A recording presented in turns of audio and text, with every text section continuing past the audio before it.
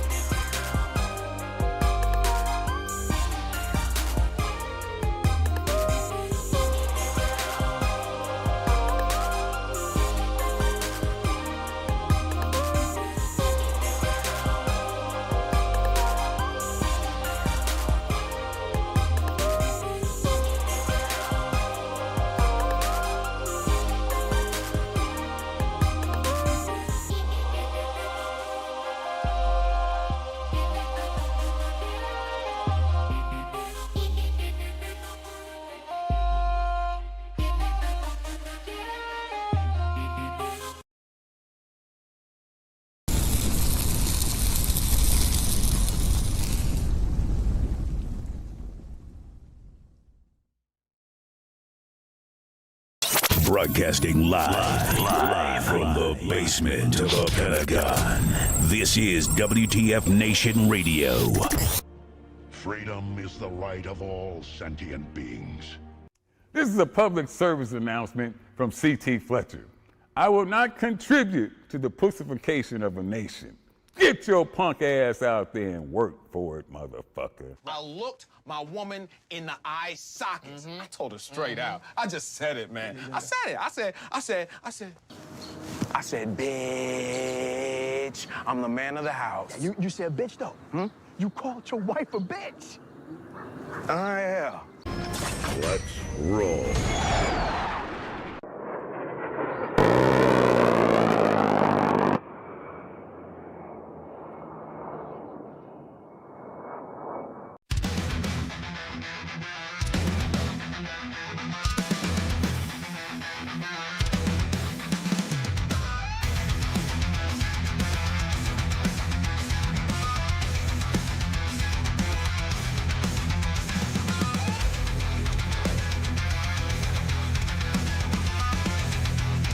turn my mic on. Broadcasting live from the Functional Veterans Center of Excellence on this 12 May. This is WT Moments, WT Nation Radio. How y'all doing today? Doing all right? I hope y'all doing all right. I'm doing all right. Broadcasting deep within the basement of the Pentagon. Maybe somewhere in Area 51 in the Alamo. Somebody sent me a picture of the Alamo. It does have a basement. So, anywho, glad y'all could join us. Is there a holiday today or something like that? That inbox has been pretty quiet at U.S. Army WTF Moments. I'm just wondering if there's anything going on that we're missing. I'm missing. There was a glitch. I don't know if you guys noticed. U.S. Army WTF Moments glitched. The page went offline for a minute, and we're like, oh no, this is it. The final of all final removals of the page. It didn't have, I don't know what happened. All I know is that we were rocking and rolling and stuff was getting posted and there was it just all of a sudden the page went dead. Everything was all right with the chats, but man, dude, it was a hit or miss. I was like, yes, finally a new page we can start up again to get rid of the drama-laden algorithmic. Yeah, exactly. It was doing multiple Mondays, all the festivities that are happening on Monday, of course. And yeah, it was kind of weird. So I don't know if you gals noticed it, that the page went offline. U.S. Army, the big page. And oh man, yeah, it was. I don't know what to say. Facebook. I was talking to some of the other admins and some of the things that Facebook is removing. I said that we should tell the audience what took us down or what stuttered the page, but then we were worried about all of a sudden the page is getting the page getting zapped again. Which of course, I think that the main page has had so much drama to it that it just needs to go. Maybe it needs to have that one put it out to pasture and stuff like that. Let me see if I can pull it out, because it was like, are you kidding me? And a matter of fact, I will do a window cap that won't show the image because we have a guest tonight. I'm gonna do some news and catching up, so I don't want to torch the I don't want to torch the no, actually no, I can't show it because it literally is so it's showing let's put it this way, it's showing a very suggestive meme. It doesn't show anything else. It's a suggestive meme. It's not a meme that has anything explicitly showing. And it wasn't compared to some of the stuff we posted before. We posted toys of a nature that individuals will seem to deem explicit. I'm just going to say that right now the page is not for kids. This is an adult page. This is an adult podcast. So we got a lot of stuff that came across. You shouldn't be posting this or you shouldn't be posting that. But then a very, very generic meme gets us dropped. And I'm thinking, what is going on? So real quick, we're going to be, doing a recap of the Angry Cop story. And we're also going to be having a guest tonight, Shawn VanDiver from Afghan evac. Now, you guys know that U.S. Army WTF Moments and WTF Nation Radio have been on top of all the drama that has happened from August 21 to present when it comes to the marital AIDS. Yeah. Wait, what kind of AIDS? AIDS or AIDS? But anyways, so we've had we've had history from August 2021 to now to present. There's a bunch of updates. Shawn's going to come on to talk about all our Afghan allies and the processes that they're going through, or maybe not going through, I should say, to get evacuated from Afghanistan. It's just a freaking mess. So real quick, trending in the inbox. Somebody at NTC defecated in a water buffalo. Look, we make fun of moldy water. We make fun of a water buffalo not cleaned out. But when it's hot at NTC, and it is hot at NTC, when it's hot at NTC and if you have a water source, the last thing you do is mess with that water source. Somebody, and it's circulated all around the net already with other we got it like the minute it happened. But I'm just gonna say, don't let them find you. Don't let them find you. The mad shitters out there defecating in a shit in a freaking water buffalo. I'm just saying. We were literally contemplating in amongst the team. Man, the officer admins were like, "I want to throw the book at him," and the SO admins were like, "We wouldn't beat. We'll beat his ass." So hey, there's even rumors of until somebody fesses up, there might be an extended rotation. Rumor has it, of course, all provided rumors. But yeah, I'm just gonna say right now to the individual that defecated in a water buffalo NTC, yeah, they looking for you. So, all right. So you guys have been keeping up on what's going on with the angry cops story. Richard High has, or Rich High, we call him, Drill Sergeant High, has discussed and talked about all what is happening over in the Buffalo school system. And you guys know the reported, unreported, they're coming back saying that they're untruths, and there are wash clothes after 2,300 in the barracks, you're going to get it. Yeah, exactly. Untruths talking about the case of what they've recently posted. I think their last post on social media that was a tweet was in April 26th at about, what time did they post it? I mean, it really doesn't matter what time, but 5:48. Was it 5:40? No, 7:48 p.m. 5:48 p.m. I'm going through the timelines. I'm going through different timelines because everyone's giving me information, saying that these allegations are allegations, and the Buffalo Public Schools maintains a close and professional relationship with the Buffalo PD, as it means to ensure the safety is a priority. Has prioritized safety, security for students every day. So, okay. Yeah, exactly that, Eric. Yeah, man. Everyone's been saying that. Ass beating for the water buffalo guy. Just going to say, ass beating's going to happen. And we don't blame you guys. We don't blame you.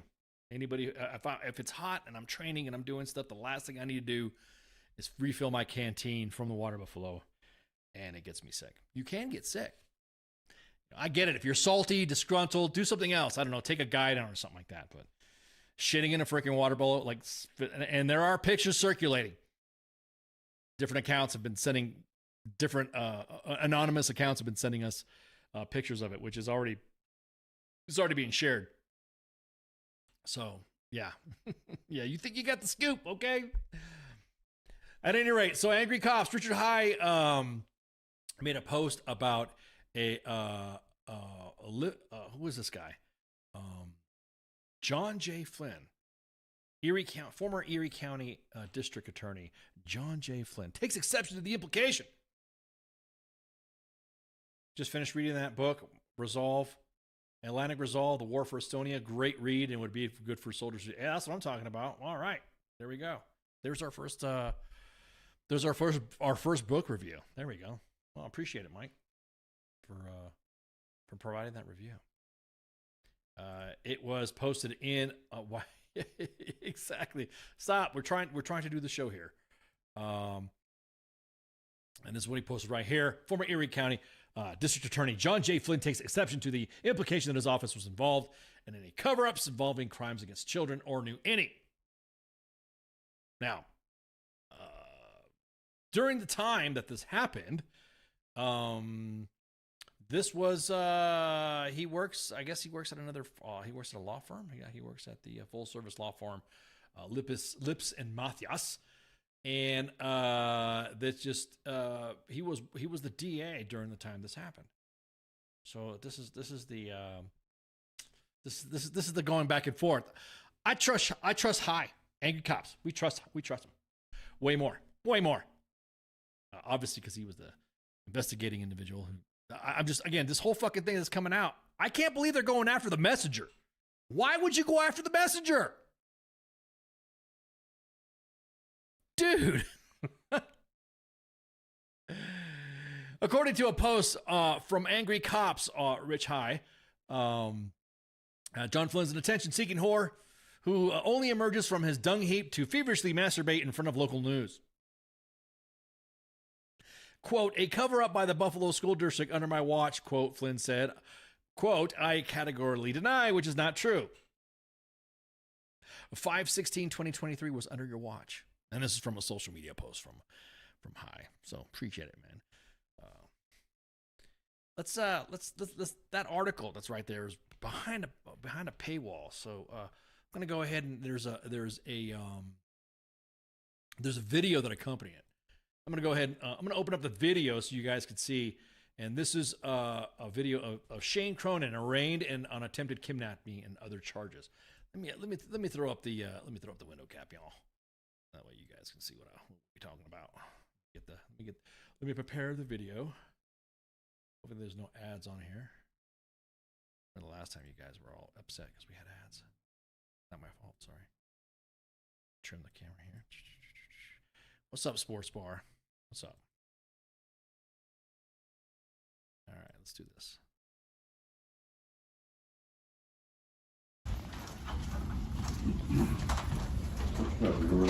Thank you, Your Honor.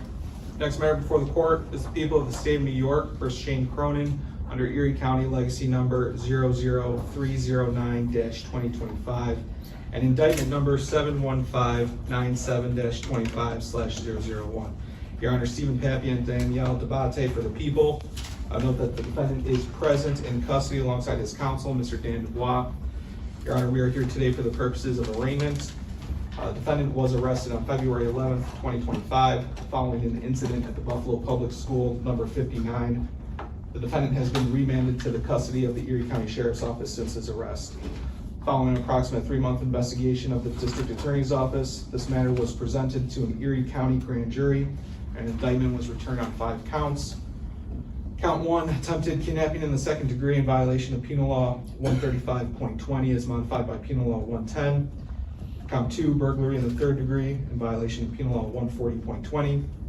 Count 3, attempted luring of a child in violation of Penal Law 120.70, subdivision 1 as modified by Penal Law 110.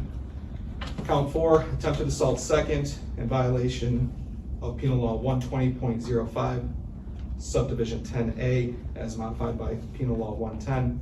And count 5, endangering the welfare of a child, violation of Penal Law 260.10, subsection 1. All right. So now the article to which was highlighted by Angry Cops.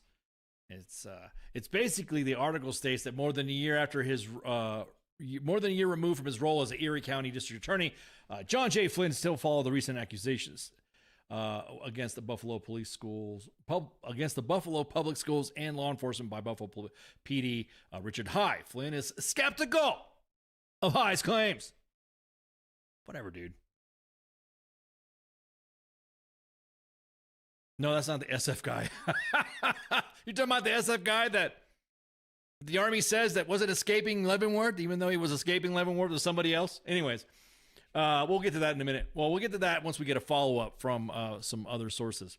Flynn is skeptical of Hive claims. He takes exception to the implication that his office knew that he was involved in any cover-ups involving crimes against children, or that he knew any. Of course, on the Unsubscribe podcast, High accused the school district of obstructing investigations by the district attorney's office. In an interview Friday, a former top prosecutor in the county noted that High's accusations of years of cover-ups concerning crimes involving school children would imply that Flynn was involved. You know what's always funny? When doctors or lawyers or writers or authors get mixed up in a mix, they immediately go to, I'm going to sue you. Libel, defamation, yada, yada, yada, written, spoken, blah, blah, blah. They always resort to that. Literally, High was just passing the information of what he knew. It's almost like a lot of how victims of crimes, which we're going to go ahead and cut after this story, victims of crimes are never listened to. Obviously, nobody wants to save their ass. They're not going to take the word of a child. He strongly denied the claims that High made on the podcast and cautioned that sometimes slow, deliberate process does not mean that an investigation is being stonewalled.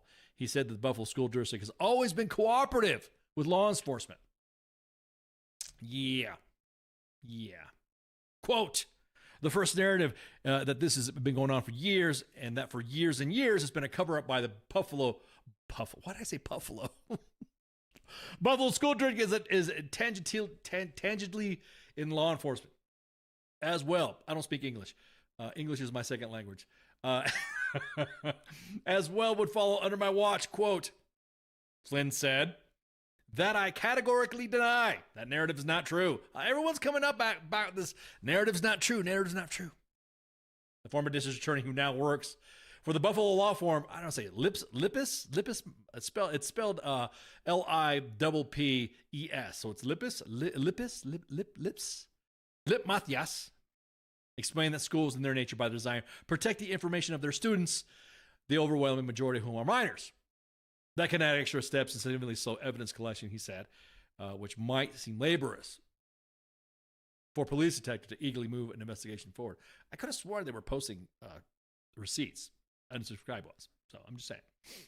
Quote, does law enforcement over the years get frustrated of that kind of mantra? Flynn said about student identity protections. Yeah, sometimes at the end of the day, we've always worked it out, unquote, again. So one of the focus of High's claims, now mind you, this is under the BuffaloNews.com article that they posted. One of the focus of High's claims was February incident involving Dr. Charles Drew Science Magnet School, which shares a building with the Buffalo Museums of Science.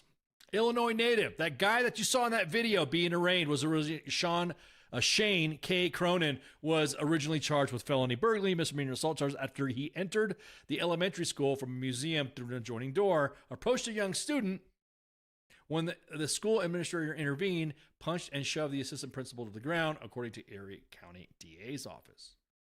On the April 26th podcast, High said he was the detective. Now, mind you, that this time I'm quoting from the BuffaloNews.com article. That's behind a paywall. On April 26th podcast, High said he is a detective on the case and noted that the incident was much more severe than it would have immediately reported following the arrest. High claimed Cronin, quote, grabbed a young female child and male child and tried to leave, unquote. We believe Rich. And that the school district had not reported the abduction attempt and did not disclose that the second child was involved. Failed to tell the second child's parents in an abduction. Now, this is in a later video of the incident, deleted video of the incident. So the second child's experience is what I'm quoting the fucking BuffaloNews.com, is what put him over the edge, said High, who was hailed on social media as a whistleblower and a spokesperson for the Buffalo Police Department, has not responded to several messages requesting a response to High's claims. Mind you, again, this is from the BuffaloNews.com. Asking if the accusations of the podcast have impacted High's status at the department. Why should it?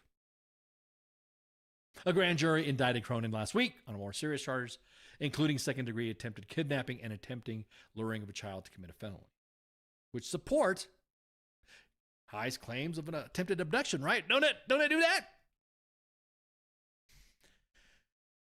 Of course, he keeps saying, this is Flynn, of course, it's quote, this is simply not true.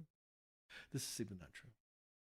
And let me just go ahead. I'm going to scroll through this article here because a lot of it, quote, law enforcement has to explain, this is what Flynn said, quote, law enforcement has to explain the powers that be within the district. Here's the reason why it's important that we talk to this kid or get this information.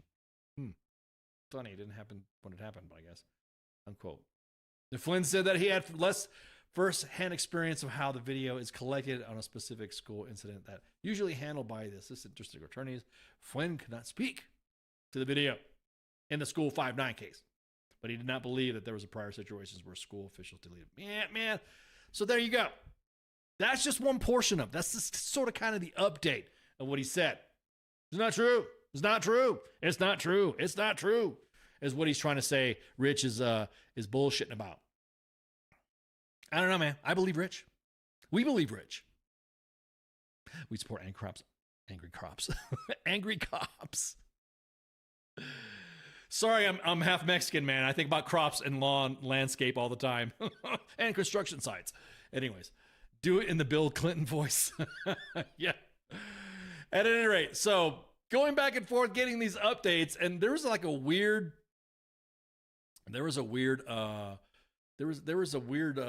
post that happened. A Buffalo School Board meeting member swears and gives the finger during a Zoom meeting. Now, what's kind of funny is, well, we'll just play the video. Again, this is from the Buffalo News. A lot of the stuff that we're seeing right now is being provided by the media that, I don't know, does it seem like it's being objective to or counter to what High is saying? Well, this video right here is a Buffalo school member, I guess, losing their shit. It's a funny video. Okay, hang on. Let me cue it up for you all, and you can see it. Here you go. And go. Project. I spoke at a community meeting. I spoke once again at. That was all this that we discussed could have been discussed when the resolution is on the table. That was my assumption, and even red was where I realized that there's some things going on. The reason I did not communicate with you since we're have additional conversation about. I always welcome additional conversation. We already settled we were going to have it on Tuesday. There was no reason to bring it up again in another conversation. We have a board member that's giving people the middle finger on a screen. Sorry? What? There was a board member that was just swearing and giving the middle finger to everybody on the screen. I have additional conversation about. I always welcome additional conversation. We already settled we were going to have it on Tuesday. There was no reason to bring it up again in another conversation. We have a board member that's giving people the middle finger on a screen.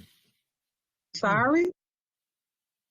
What? There was a board member that was just swearing and giving the middle finger to everybody on the screen. This meeting. Can we please call this meeting?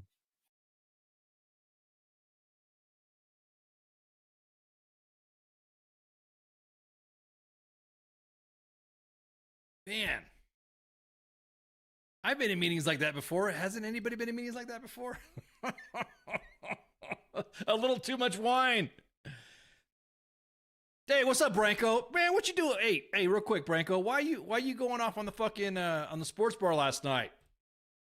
You know we don't tolerate that stuff. You don't need to go after our hosts. Here comes the autism army. Is it the tism? Oh, just today. So yeah, what's up with that? What's up with that, Branko? I saw that. And normally we don't tolerate all the drama for no reason. Why is that? What's the reason for the drama, Branko? Yeah, our phone lines are gone, man. We use Skype. Oh, minute, we use Skype for that stuff. So I'm just kind of curious of why Branko? Why the heat? Why no love?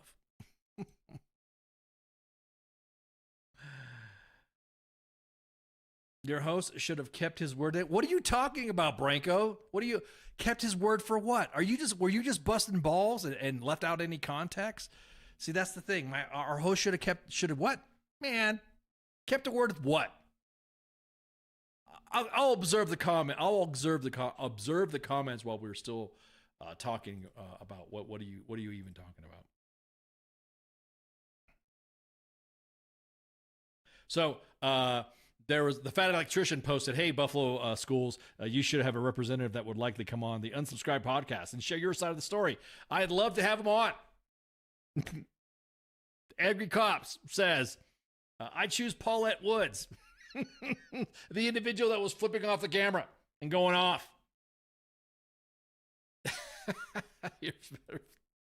This thing's a freaking mess, man. It is an unbelievable mess. It's like, Jesus Christ, man.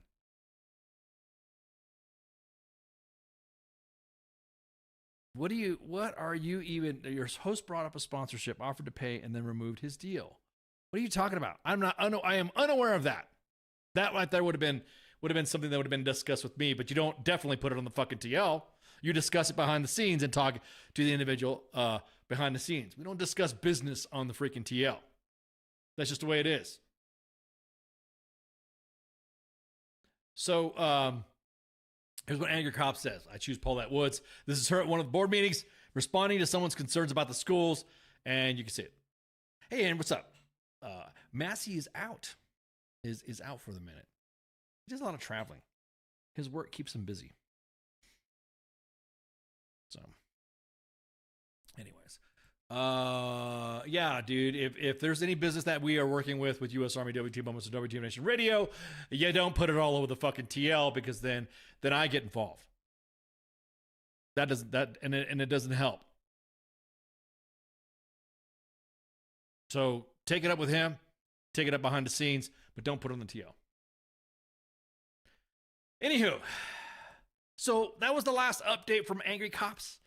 I'm pretty sure he's going to do another pod or another video. And once, of course, I get it, then we will be providing you guys and gals all the updates. So, anyways, dude, I'm breaking. I'm saying, take it up with him. Jump in the inbox and talk to him. So that's all I'm going to talk about it.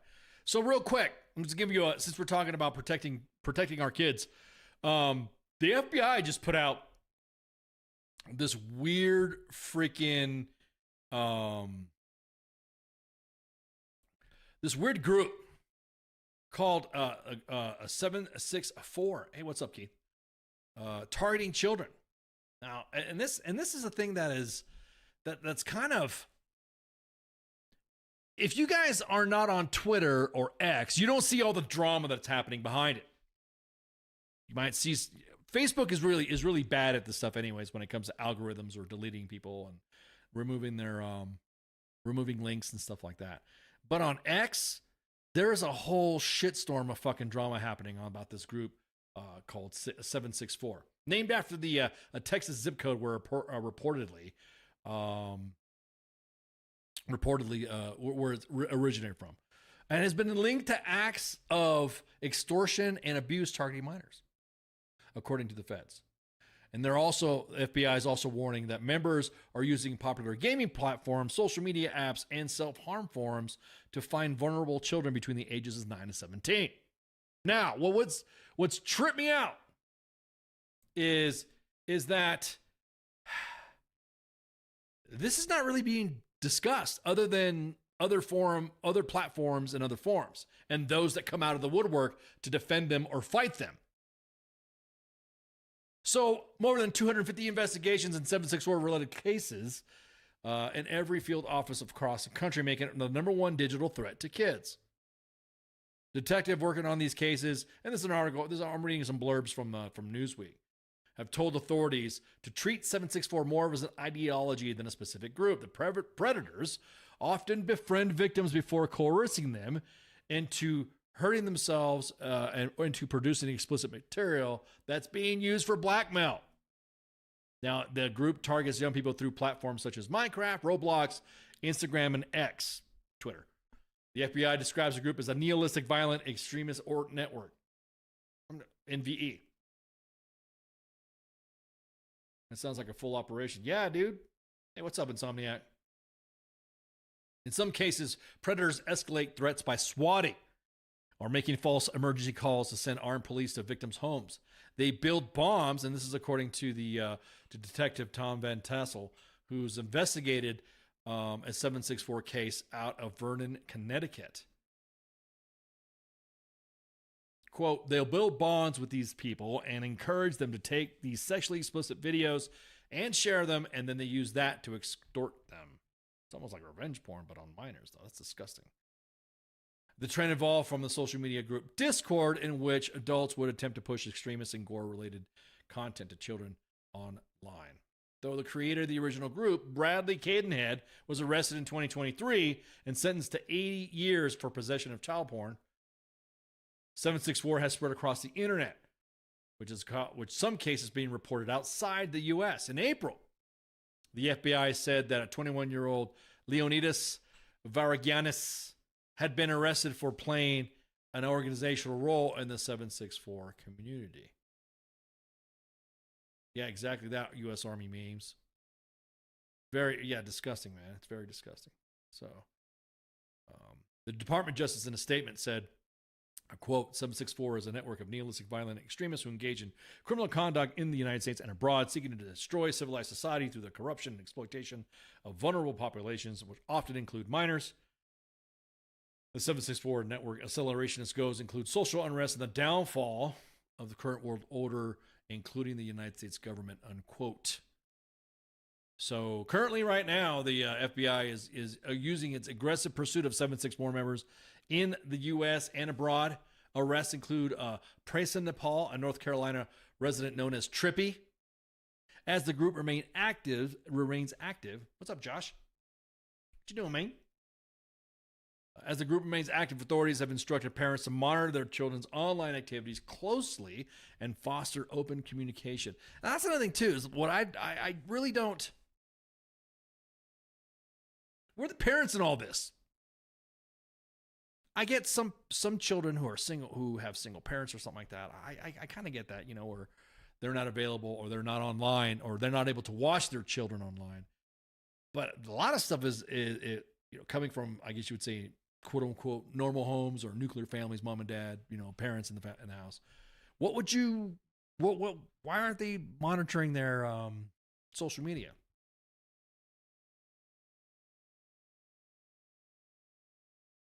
I guarantee it, if parents were to look at it more, and of course I'm not fucking blaming them at all, but I'm pretty sure if parents were a little bit more aware of this, then I guarantee it, you'll probably have more cases coming out. Because a lot of these guys try to be edgelordy and try to fucking do this. Oh yeah, I'm this, I'm that, I'm cool, or I'm Which to me, I think, yeah, okay. The swatting stuff is what trips me out. There is so much. I'm still going through I'm scratching the surface of this, and I'm going through a lot of this to see. Yeah, exactly that, Insomniac. They don't monitor because they don't care enough. The world is too busy, even for adults, I guess. When you see adults on TikTok, what's that one commercial where that guy finds the weed and that old ad council ad? Where did you learn this? Where did you get this information from? I learned it from you. The parents are usually trying to be their kids' friends and less intrusive parents. Yes, sir. Yes, sir. Yep, that's a good point too, Keith. That is a very good point.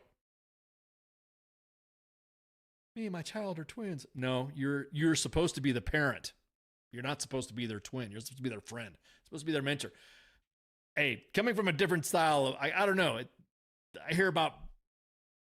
I just watch the web. I watch social media and see how parents are saying, well, how they were treated when they were growing up, and who was the more stricter parent, or they both come from stricter parents. And then you have some that are just like, oh, well, I'll never do that to my child. Let them do what they want. They have every single device known to mankind. No codes, no nothing. All right, well, there you go. That's probably why you don't know why predators are seeking out your children. Wasn't there going to be another investigation? Yeah, this was as of May 9th. Are you talking about the school? Or are you talking about these 764 guys? The school, okay. Yeah, there was supposed to be like a third-party investigation. You're talking about the story that I talked about earlier. Yeah, I'll have to get back with you on that one to see what Rich says about it, because I'm pretty sure that there's probably some updates before, or maybe I should just have him back on as a fucking guest. He's been on this podcast like 3 fucking times, so I don't see why not. Have him come on and shoot the breeze and give us a timeline and all that. I'm sure he'd be game for that. But anywho. What was the other thing about it? I'm trying to look for there was another story on here about 764 stuff. Hang on.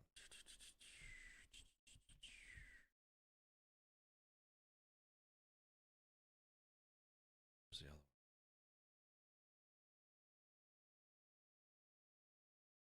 Yeah, if kids, yeah, yeah, if kids didn't have their devices, yeah, exactly. I don't know. What's a good question? What is a good age for your child to have a device? Is it dependent on maturity? Is it dependent on what their maturity level is going to be? Are they responsible kids, defiant kids, or whatever?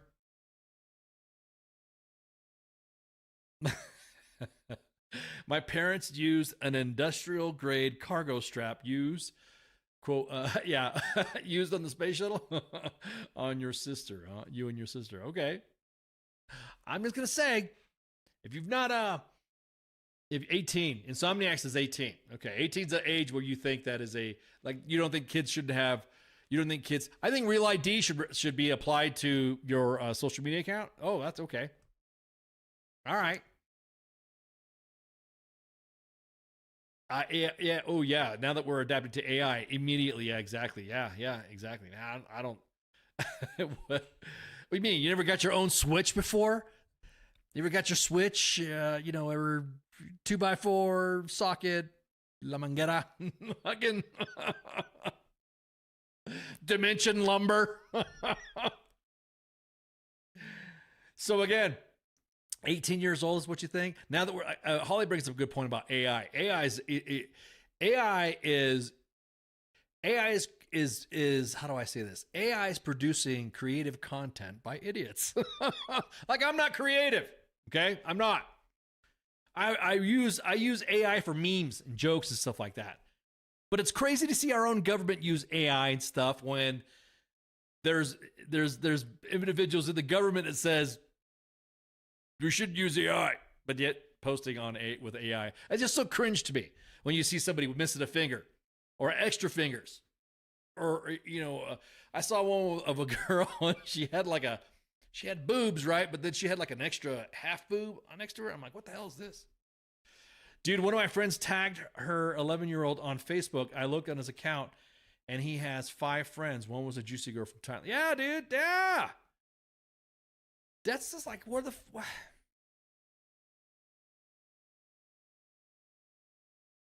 Social media, I think for social media, I think if you want to start up an account for like your youngins, like Baby Eyes has an email account, and that's the only thing because he has an iPad for his school stuff. And so he has to log into a school pad. And so that right there helps out with his math, his phonics, his spelling, and stuff like that. That's, that right there, I think is the limit. And also, there's codes amongst the house on trying to, for him to try to break in, because he's done that before. He's attempted to crack codes on Xbox.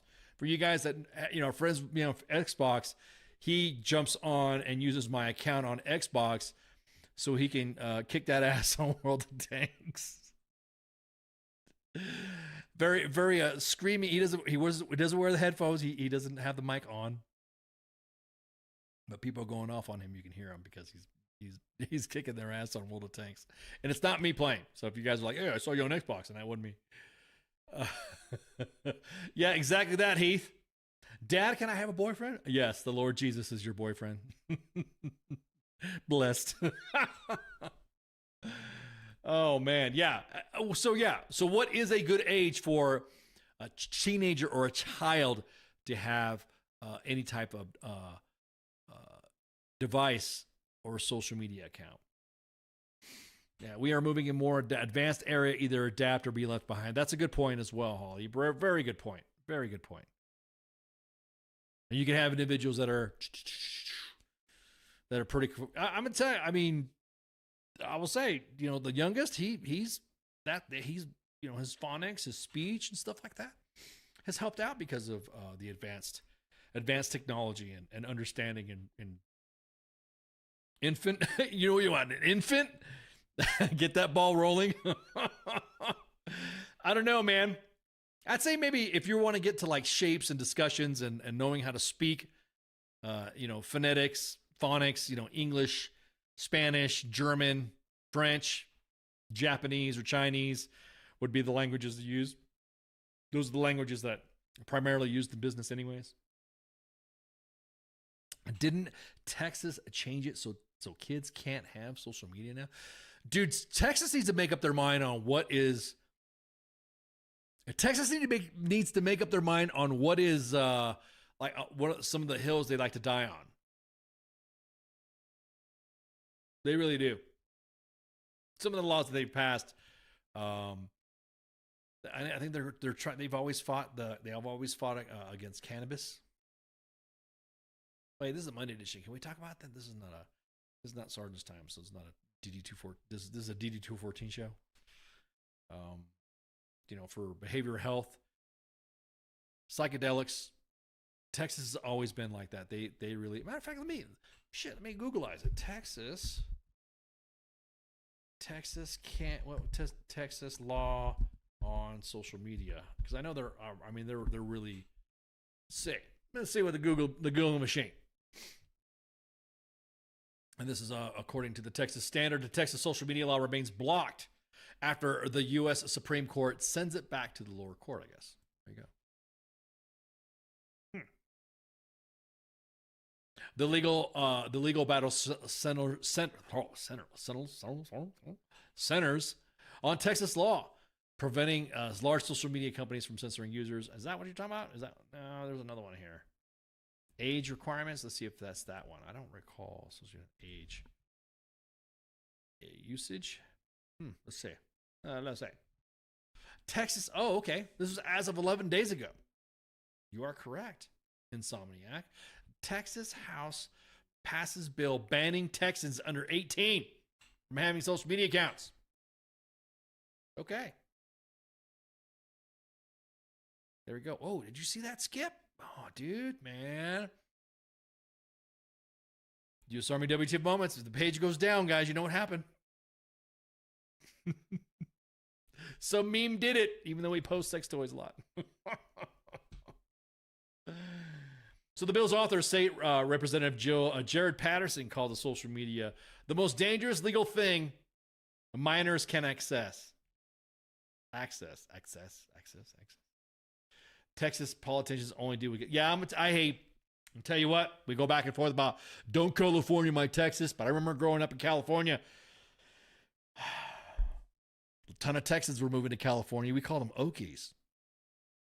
Well, I mean, I can't say that either because my family was part of that too. So I was born there.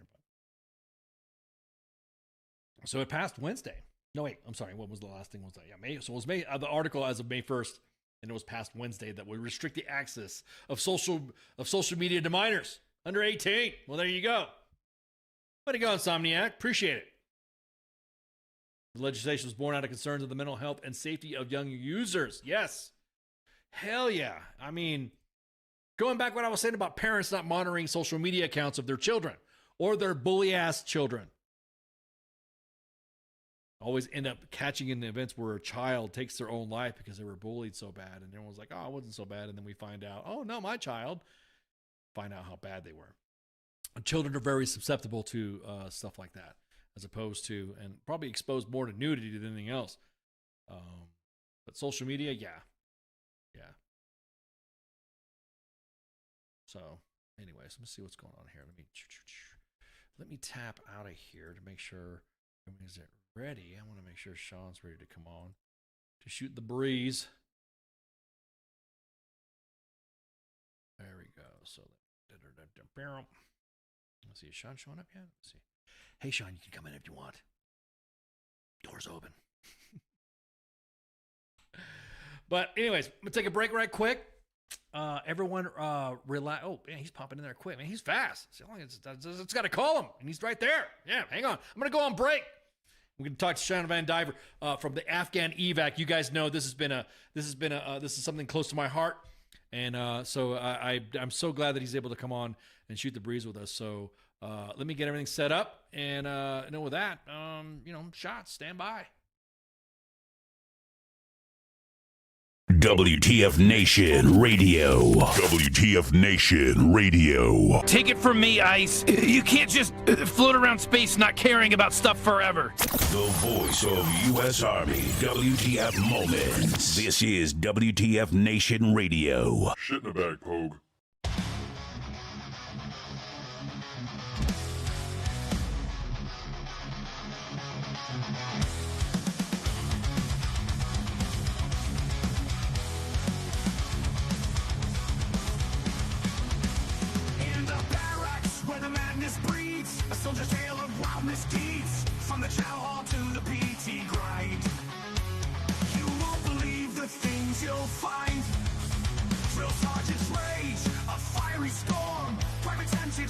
from the norm in the shadows where the secrets lie. Army WTF, you can't deny. Army of the stories unfold. In the heart of the chaos, the truth is told. From the field to the base, the legends grow. Army of the force, the madness we know. A Humvee stuck in the mud so deep. A midnight rain, no time for sleep.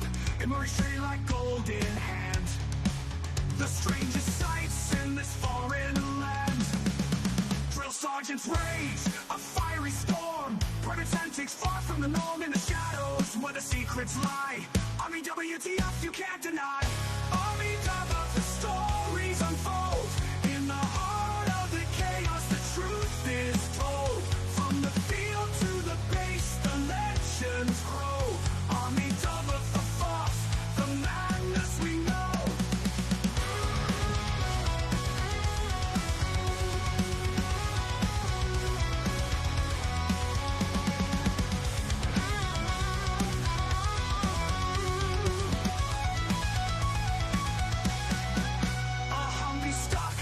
The mud so deep, a midnight rain, no time for sleep. It moves straight like gold in hand. The strangest sights in this foreign land. Drill sergeants rage, a fiery storm. Private antics far from the norm in the shadows where the secrets lie. Army WTF, you can't deny. Army of the stories unfold. In the heart of the chaos, the truth is told. From the field to the base, the legends grow. Army of the force, the madness we know. In the ranks where the wild things roam, every soldier's got a tale of their own. From the absurd to the downright strange. Army of the force, it never will change. So raise a glass to the tales untold. In the Army's world where the brave and bold live the moments that make us say Army of the force every single day.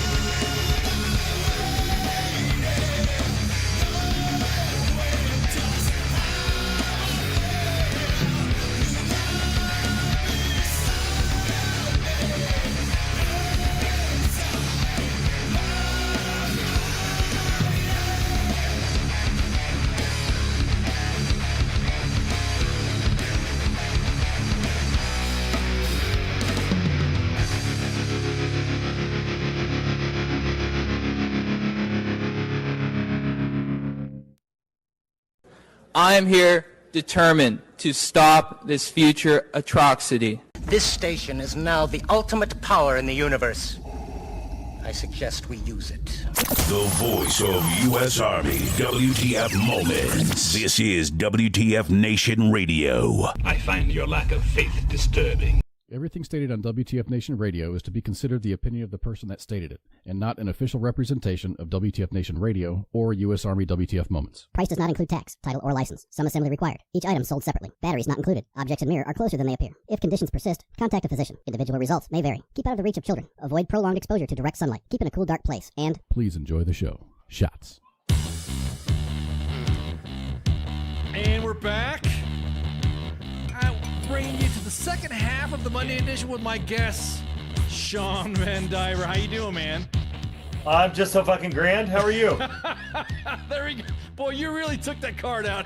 I was in the Navy, man. What do you want from me? Oh man, no, I was just telling Shawn from Afghan evac, and I said, hey man, you can say whatever you want. There's no blurbs, there's no censors, and he immediately started right off the top rope, man. Thanks for hanging out. We like to come correct around. Yeah, exactly. Thanks for hanging out, man. Real quick, tell us about yourself. Sure. So, Navy veteran. I'm based out here in San Diego, California. Lovely San Diego, California. I served for 12 years. Did a bunch of deployments. Served a lot down south, a lot up the coast of Iraq. I never served in Afghanistan, but I got involved because the GWAT generation, we all sort of stick together, right? And I got a call from a buddy. I got out in 2013. I went to work at PlayStation. Then I went to work at Deloitte. I worked on some political campaigns, ran a veterans nonprofit, have sort of been in and around the national security and veterans spaces ever since I got out of the Navy. And I have 2 kids, and I live, like I said, here in San Diego. Must be nice, man. What's the weather like over there right now? It's like it doesn't suck. It's let's see. It is.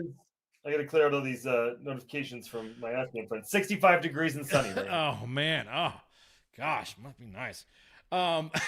So you did your time in your Navy. What did you do in the Navy exactly? Or can you talk about some of it? Can you talk about it? I'm sure you can't, but I can talk all about it. So I joined the Navy in February 2001, before 9/11, before all those. What I thought was going to be like a booze cruise. I thought I would like get an education and see the world and have a good time. I did that, but I immediately, like September 2001, I ended up becoming a base police officer in Millington, Tennessee, and there was no fence around the base. So I was 17 years old. They gave me a squad car, a gun, and a badge. I didn't have a driver's license, but I had a lot of enthusiasm, and I was running around like a maniac there. Then I went and became a fire controlman. So not controlling fires, actually starting them. I worked on the conventional weapon systems for 10 years. So the Mark 92 fire control system on frigates, USS Thatch is where I served. I ran the weapon systems division there and the fire controlman division there. So gunners, mates, and FCs. And then went from there, became a Navy instructor for the Mark 92 system. Then I went and they were like, well, you've spent 10 years doing conventional Mark 92 stuff. We're going to make you an Aegis technician. We're going to change everything around because the Navy. So did a couple years on Aegis, served on the USS Chancellorsville, had a great time.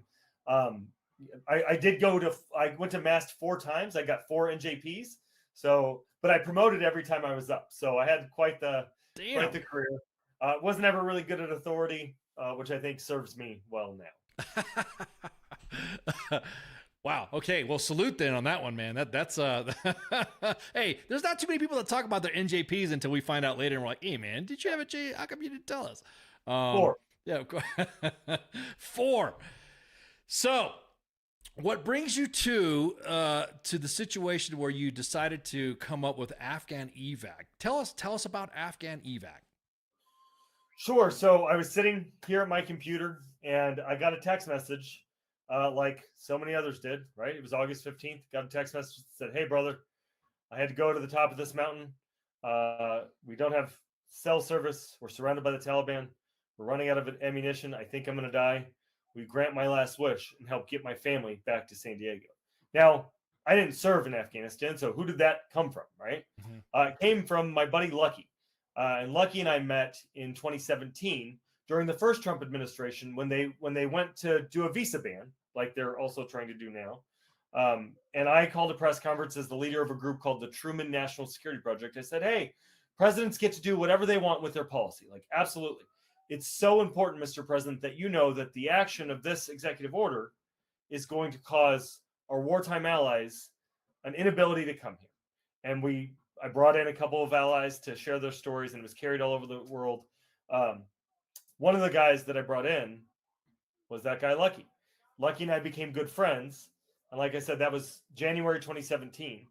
April of 2021, when President Biden announced that that we would be pulling out of Afghanistan by September 11th, the local paper asked me, hey, Shawn, will you help pull together some op-eds? Will you write an op-ed as sort of one of the leading national security voices in San Diego? Would you write an op-ed about it? And then would you pull together folks who served in Afghanistan and Afghans themselves, people who lived in and grew up there? I said, sure. So, of course, the first person I thought of was Lucky. And I reached out and said, hey, man, you heard. Would you be willing to do an op-ed? We would help him, like, sort of craft his story. He said, yes. We did those op-eds. And funnily enough, I had a realization a year into Afghan evac, like, shit, what did I say? But so we do these op-eds, and that was April. In August, I texted him, said, hey, man, in early August, late July, I said, hey, man, you doing okay? He was like, yeah, still here. I texted him again as I started seeing the Taliban roll through. And it felt to me like, and you served in Iraq, you'll remember this, Father's Day 2016, when ISIS was storming through. And I don't know about you, but I felt like, what the fuck? And like in Neeson, I had developed a certain set of skills, which included emergency management. So dealing with the crisis, managing a crisis from an emergency operations center. I was operating in the national security spaces, national security policy spaces, in political spaces. I had worked on the Biden campaign.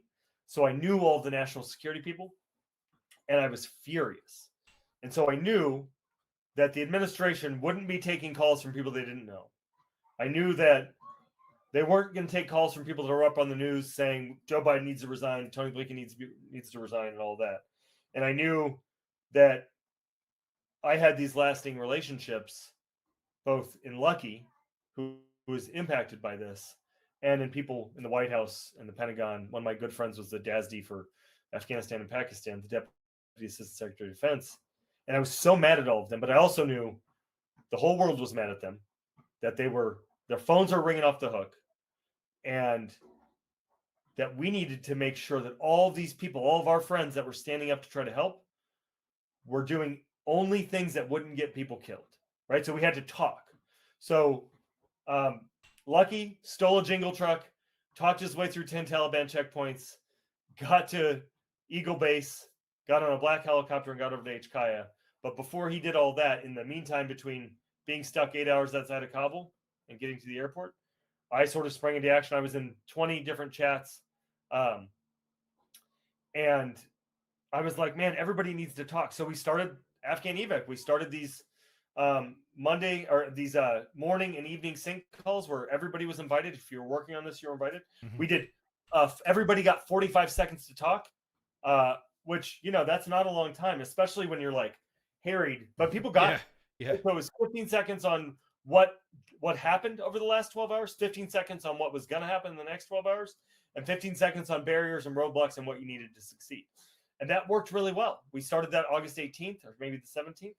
And on the 21st, we had this like communications call where we were like, okay, I thought all the names of the groups were stupid and I didn't want to have a name, but I was convinced that we needed to have some moniker to unite under. Right. And I didn't like Digital Dunkirk sounds nice, but it wasn't about us. It wasn't about the military, right? This was about Afghans. This is about interpreters and Afghan forces and all these folks that for one reason or another stood up for the idea of America. Yep. And we're now in danger because of their relationship to us. And we were screwing the pooch by leaving before they had gotten out. So Afghan evac it was about them. And we were very clear by the end of August, we had 50 members, and Lucky was out. And, we weren't working with government until after August officially. Now we have 250 organizations that are members. Not all of them are active. Like some of them have like gone away. Some of them have left. Right. Some folks didn't like that we said nice things about the Biden administration when they were doing the right thing, when they were building enduring welcome. Some of them thought that I was not going after their folks, but really they just didn't understand how the things worked. And I didn't fault anybody for being mad, right? Like this is fucking terrible and frustrating too. Probably frustrating as fuck too, man. It's just, it is. Yeah. And people don't know what was happening, right? Nobody, like I had this shitty position of being the go-between between the White House and all. We built this partnership with the State Department and then the White House and DHS and DOD.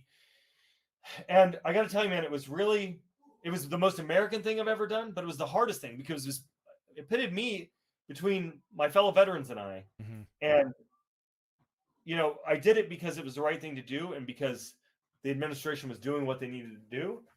But, I have no regrets, but it was like that Joe Biden didn't have the courage to stand up and talk about the withdrawal during the first State of the Union afterward. I was so fucking mad, man. I actually will break some news here. I yelled at Ron Klain, at his chief of staff. I called him and was like, what the fuck, man? And then I said, hey, I want to come meet with you. And 3 days later, I was in the West Wing yelling at the White House chief of staff, like, what the fuck? Mm-hmm. And I thought they were never going to let me come back, but it was worth it, right? I got my shit out. Right. It's off your chest, and at least they know where you're coming from. You know what I mean? Yeah. Sorry, I had to say all that shit. Yeah, exactly. Sorry, I got to get off my chest. You're going to hear it now. Now, the whole. I'm glad you were talking about the processes of it.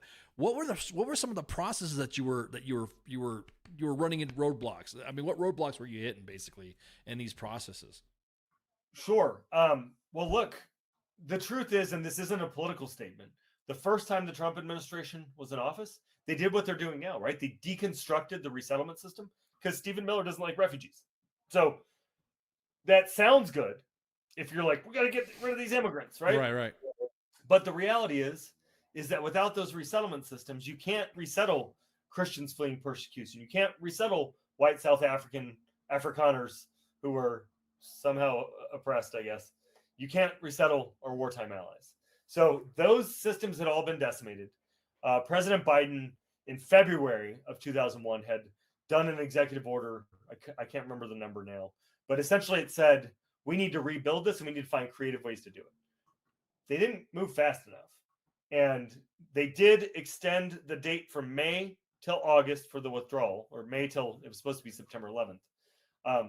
And they didn't have systems set up for relocating our wartime allies, right? They didn't have systems set up for commandos to get help to get out of Afghanistan.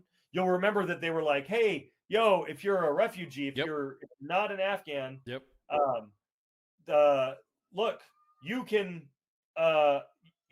come here, but you got to get out of Afghanistan first, which is a fucking impossible problem. Yeah.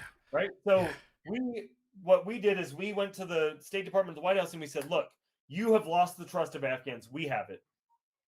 In order to make this right, in order to get it right, like what a relocation should look like, you need a multi-year end-to-end plan for keeping our promises to our wartime allies. That includes relocation from Afghanistan, sustainment in a third country while they're doing all their immigration security vetting, and then relocation from there to the United States with accompanying resettlement, right? Now, they fucking did it. We said it had to be redundant. We said that refugees had to be moved from Afghanistan. They did all of it. And what resulted was the safest, most secure, legal immigration pathway our country's ever seen. And that's why we thought that when the Trump administration came in, that this thing might be okay. Now, and they also, President Trump had a lot to say. Let's take a step back. I'll remind you, President Trump negotiated the Doha Agreement, right? He brought the Taliban to Camp David. They negotiated the Doha Agreement. They released 5,000 Afghan Taliban prisoners. Like, they did all of those things before Joe Biden took over. Joe Biden came in, pushed it off a few months. It wasn't enough to rebuild the resettlement system. Blew it in August, right? Like, they tout all these things like, oh, we did the greatest airlift in American history. Great. We still left 500,000 people behind. Like, what are you doing, man? Yep. We're not celebrating that. Like, don't tell me it's not chaotic. Don't tell me that this is okay. It's not fucking okay. Joe Biden gets into office. They do all of these things. They blow it a bunch, but then they build this system too slow, right? Like, there's 10,000 families that still need to be reunified. I don't know if you have kids. I have kids. Yeah, I do. I have a 4-year-old who's turning 5, who was 1 when this started. And I got to tell you, man, if I didn't have her wait on me to, like, as I was working through all the personality conflicts and the government bullshit and like all the nonsense that was out there, I don't know what I would have done. I've been able to see my kids every day. Right. And the truth is that there are 10,000 Afghans for whom that's not true. And we had to be the mechanism for family reunification to start. We had to build a form, and then we had to force. I had to threaten the State Department multiple times that I would air their dirty laundry if they didn't launch this form. They took so long. I leaked a story about it. But, like, if you go back, you can look and see an Axios story. It's like, hey, good news. State Department's going to be launching this form for family reunification. I leaked that because I'd given them deadlines to let us know, and they never met the deadlines. So on the meeting that they were supposed to meet this deadline, where I said, hey, this is going to get uncomfortable if you don't do it, instead of like blowing them up, I did this positive story saying that they were going to, like, it's so great that they're going to do this family reunification form. And they were like caught with their dicks in their hands, right? Like, oh, I was about to say that they realized that they were not, oh shit, you're going to put me on the spot? Oh, thanks. Yeah.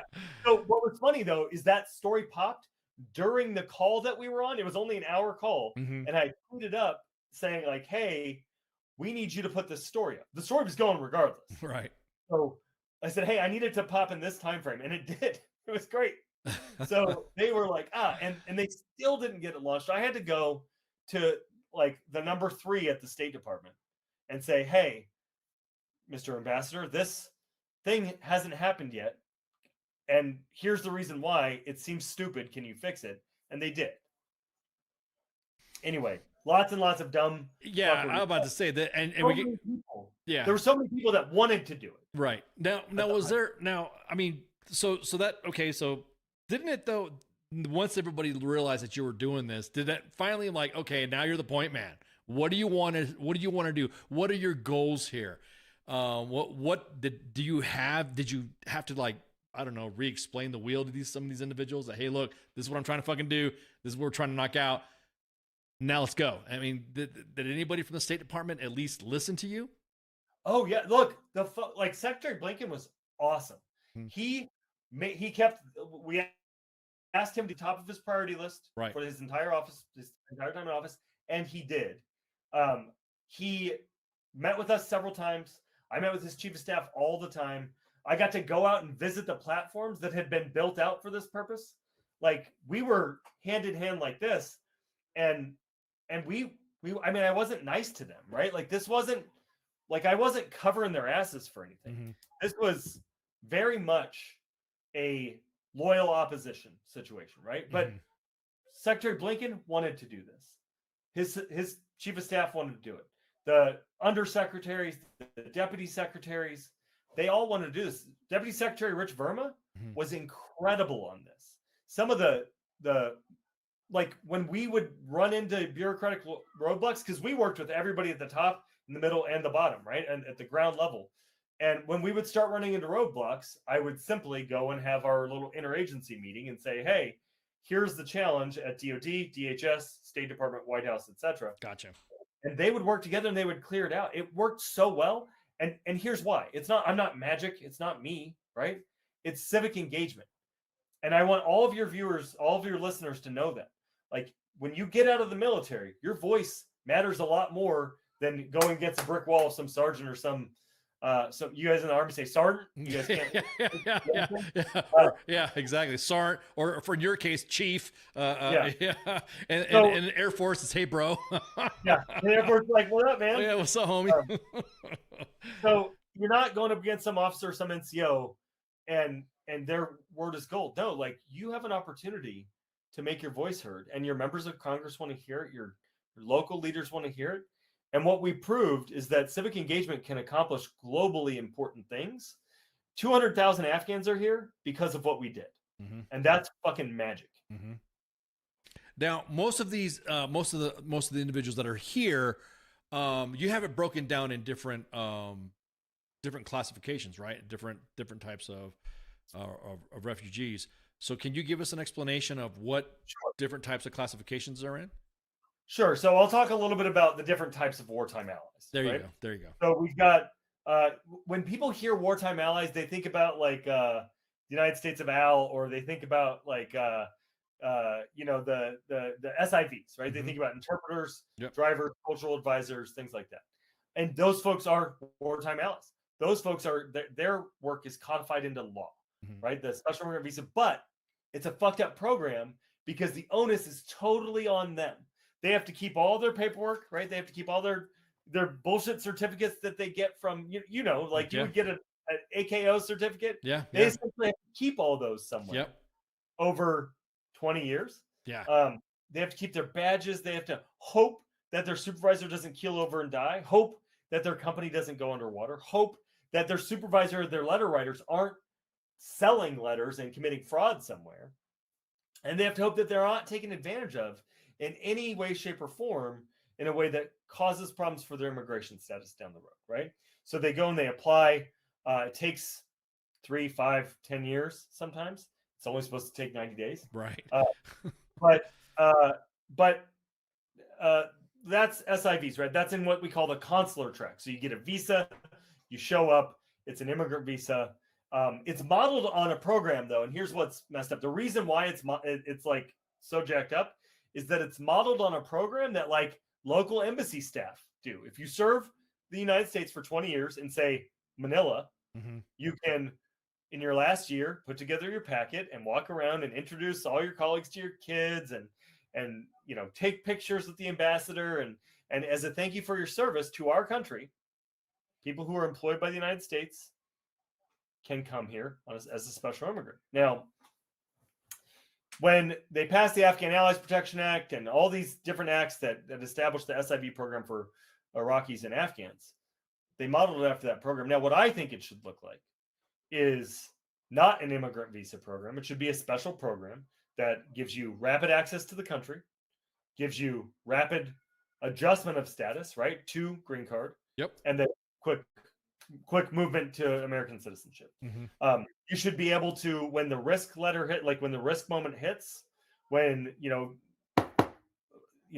Mullah Baradar pops in and knocks on your door and says, "Hey man, we're going to kill you because you helped the Afghan or you helped the Americans," you should be able to hit a button and get out within a week. Exactly. And the only way that you can do that is if the vetting starts when you start your job, right? So you go to Indeed.com, you apply, you fill out all this information, and every year you would have to update it, just like an SF-86 or something like that, right?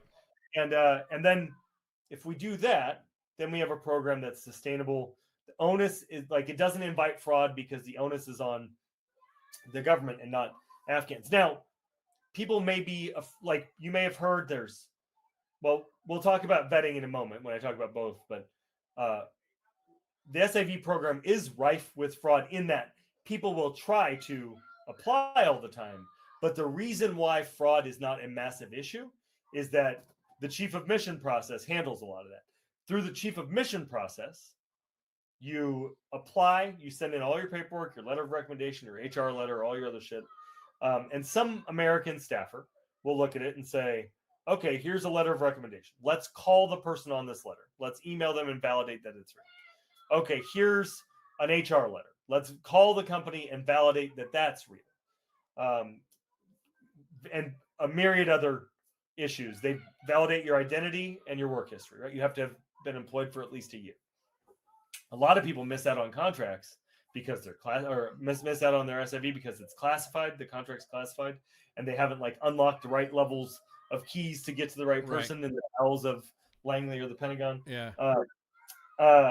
A lot of people miss out because they did 11 months and 20 days of service, which just seems so crazy, right? Well, I don't think there should be a time limit at all, because once you start serving, once you start, if you have served under or have gained a badge from the U.S., or ISAF, whatever the fuck you want to call it, whatever organization they're on. Once you've obtained a badge, you're already marked. That's it. That there is no.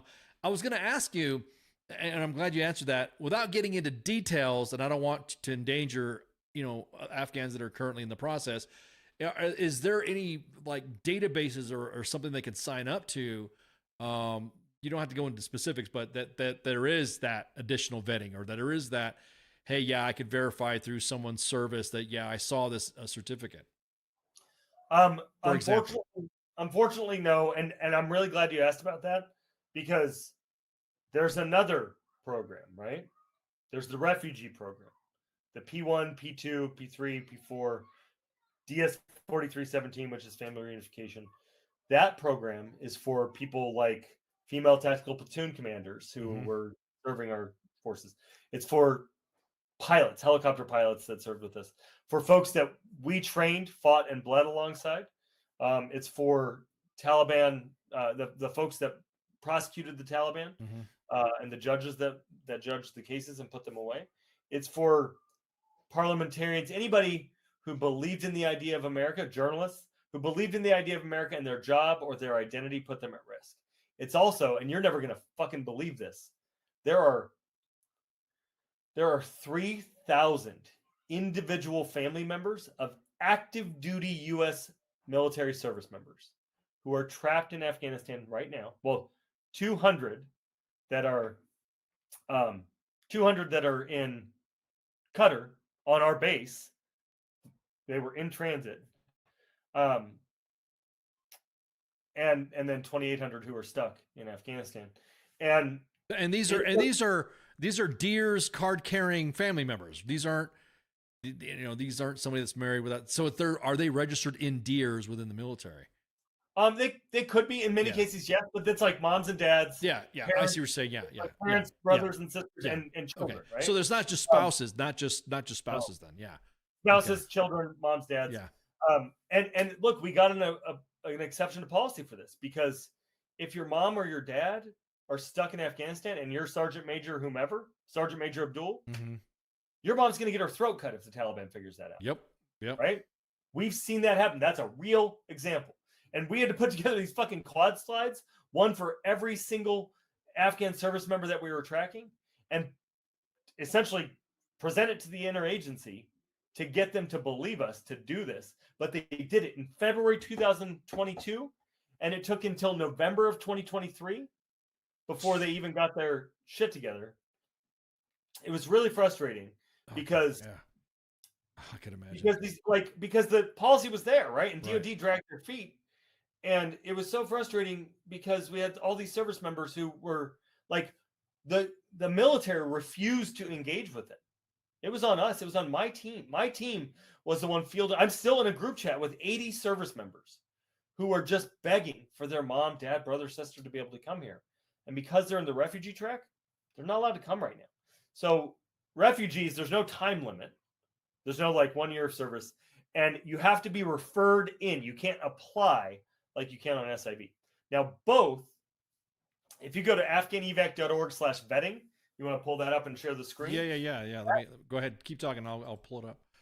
That shows that I said that Enduring Welcome is the safest, most secure legal immigration pathway our country's ever seen. So don't believe anybody's bullshit when they're like, oh, we're worried about the vetting. Yes, it's true that when folks were coming here in August of 2021, the vetting wasn't perfect, right? But an IG investigation happened. They ran everybody to the ground. They kicked a few people out before they got into the airport. And they deported a couple people. Joe Biden deported a couple people, cleared out all those folks. There was some guy in Oklahoma who radicalized later on and wanted to do an election day attack. He arrived in the withdrawal. Vetting wouldn't have caught that. Instead, the system worked on that. The FBI caught it as soon as he radicalized, and they snatched his ass up, right? As far as Enduring Welcome goes, I think you're on the infographic slide. If you can go to afghanevac.org/vetting, that will pull up the rest of it. Oh, okay, gotcha. Go ahead. Keep talking. Enduring Welcome requires that whether you're in the refugee track or the SIV track, You go through all sorts of vetting before you ever leave Afghanistan. And then you go through all sorts of vetting before you can leave the platform and come to the United States. There hasn't been an issue with anybody from enduring welcome, but there will be, right? There's going to be, because every community has assholes. You were in the Army. I was in the Navy. We've got a bunch of Marines. Marines are probably the worst per capita.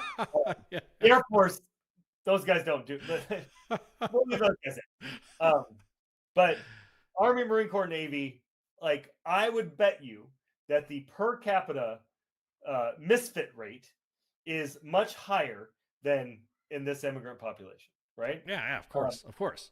And And you're always going to have those agitators out there that are listening to somebody, or hey, I heard this, or did you see that? Americans this, or maybe that. There is going to be some doubt. Is that the graphic you were talking about right there? No, it's at actually I can probably share it. Let me see here.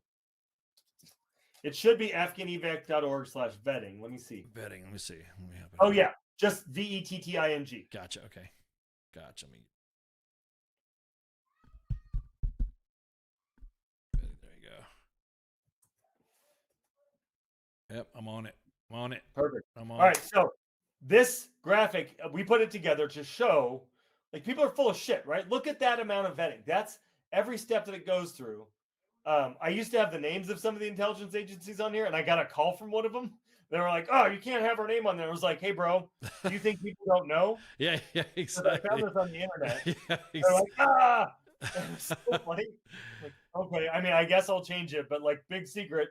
Well, that's why I asked, because there were some Afghans that had asked us to take some of their images down from our sites for their identity and stuff like that. So we were more than happy to take it down and all that or we would blur, or we would censor or something like that. But yeah, some of them were real. I mean, understandably, hey, can you please help us out and take this out? Yeah, sure, no big deal. But yeah, there's the SIV one. I mean, that vetting dude goes through like freaking, it covers an entire screen. Yeah, it's like, it's great. And then there's the simplified version up top too. Yeah, if you want to call it simplified. I mean, it's. But we had to break this down because there was all these people spouting off like, oh, the vetting, like, oh, fucking, we don't know who these people are. Yes, we do. Yeah. We know too much information about these people, right? We have so much information on them. Right. So grandpa or fucking drunk uncle, like, no, we do know who these people are. Right. And every veteran I know gives a shit about these folks. Right. Not to mention the fact that, and there's one of them in here I remember because we did it with some of our locals in Iraq and deployed on the continent. The biometric vetting has always been important, has always been tracked, has always been, you know what I mean? You're not going to get a guy who's going to fake the funk. And we're like, wait a minute. No, dude, we don't have anything on you, you know? There is a way to game the system. And it's if you've compromised the letter writer and the company. And like, if you compromise the full system on the SIV, then sure, maybe. Mm-hmm. But like, that has happened and they caught it, right? So I just think that I think there's some misconceptions about this, both in the outside world where like people are like, oh, we're worried about the vetting, but there's also a misconception in the White House about this and at the Department of Homeland Security. I'm glad you brought that up because that was going to be the next question. Go ahead, continue. I'm sorry. Sure. So January 20th rolls around. We're thinking like, oh man, this is going to be great. We think because President Trump brought this up during the withdrawal, he brought it up during the debates every day at the RNC. I mean, he brought families of our final fallen in Afghanistan on the stage, right? Yep. And look, I know you have a buddy that you lost at Abbey Gate. I know that gentleman's mom asked President Biden to join him at her grave. Mm-hmm. And I know that he said Secret Service won't let me and some bullshit like that, right? Mm-hmm. What the world doesn't know, and I'm going to break news here, is when I found out about that, I was really, really upset, especially because I was working with the Biden administration a lot. Mm-hmm. And so I wrote a letter to President Biden. I've never made it public, but I said, listen, you owe it to these families to show up for them, to do something on the anniversary of their death on August 26th. Mm-hmm. They did not heed my call. President Trump did, though. President Trump sat with those families for 6 hours down in Mar-a-Lago after Mike Waltz brought him down there. And look, I got to give President Trump a lot of credit for that. It's hard to sit in somebody's pain. And the thing that was fucking infuriating to me was that Joe Biden was supposed to be the empathy guy. He was supposed to be the guy that dealt with grief and loss and could sit in it with you. And he just refused to do any of that on this issue. And I think it's bullshit. I think it was a failure on his part and on the part of his advisor, Mike Donilon, and others who refused to let him engage on this, to talk about it after the State of the Union. But look, January 20th comes back. So we think this is going to be great. We think, okay, if this keeps going, we know that, like, I thought I could go back to my life and like restart my career. I've been through 3 jobs. I'm walking out of Orange Theory, just like I did this morning on January 20th. And I get news that they're going to stop all refugee processing. And I'm like, the first thing that I thought of was those moms and those babies. The second thing I thought of was their service members, our service members' family members, right? And what a struggle it had been to get them approved, how hard it was. And there was a bunch of different refugees that we were trying to help get through. And I thought back to a conversation I had at the White House before, and I said, hey, in a year from now, there might never be another refugee. What are you doing today and every day to try to make sure that we get these folks to safety as fast as possible? So brings us to the TPS program. Well, it doesn't. I didn't talk about the executive order. Oh, I'm sorry. Yeah, go ahead. I on sorry. January 20th. Yeah, I threw a gap in there. Sorry. You're all right. Go ahead. I'm sorry. President Trump signed 3 executive orders, right? Executive Order 14163, which if you go to afghanevac.org/EO-crisis, I'll put it in the chat real quick.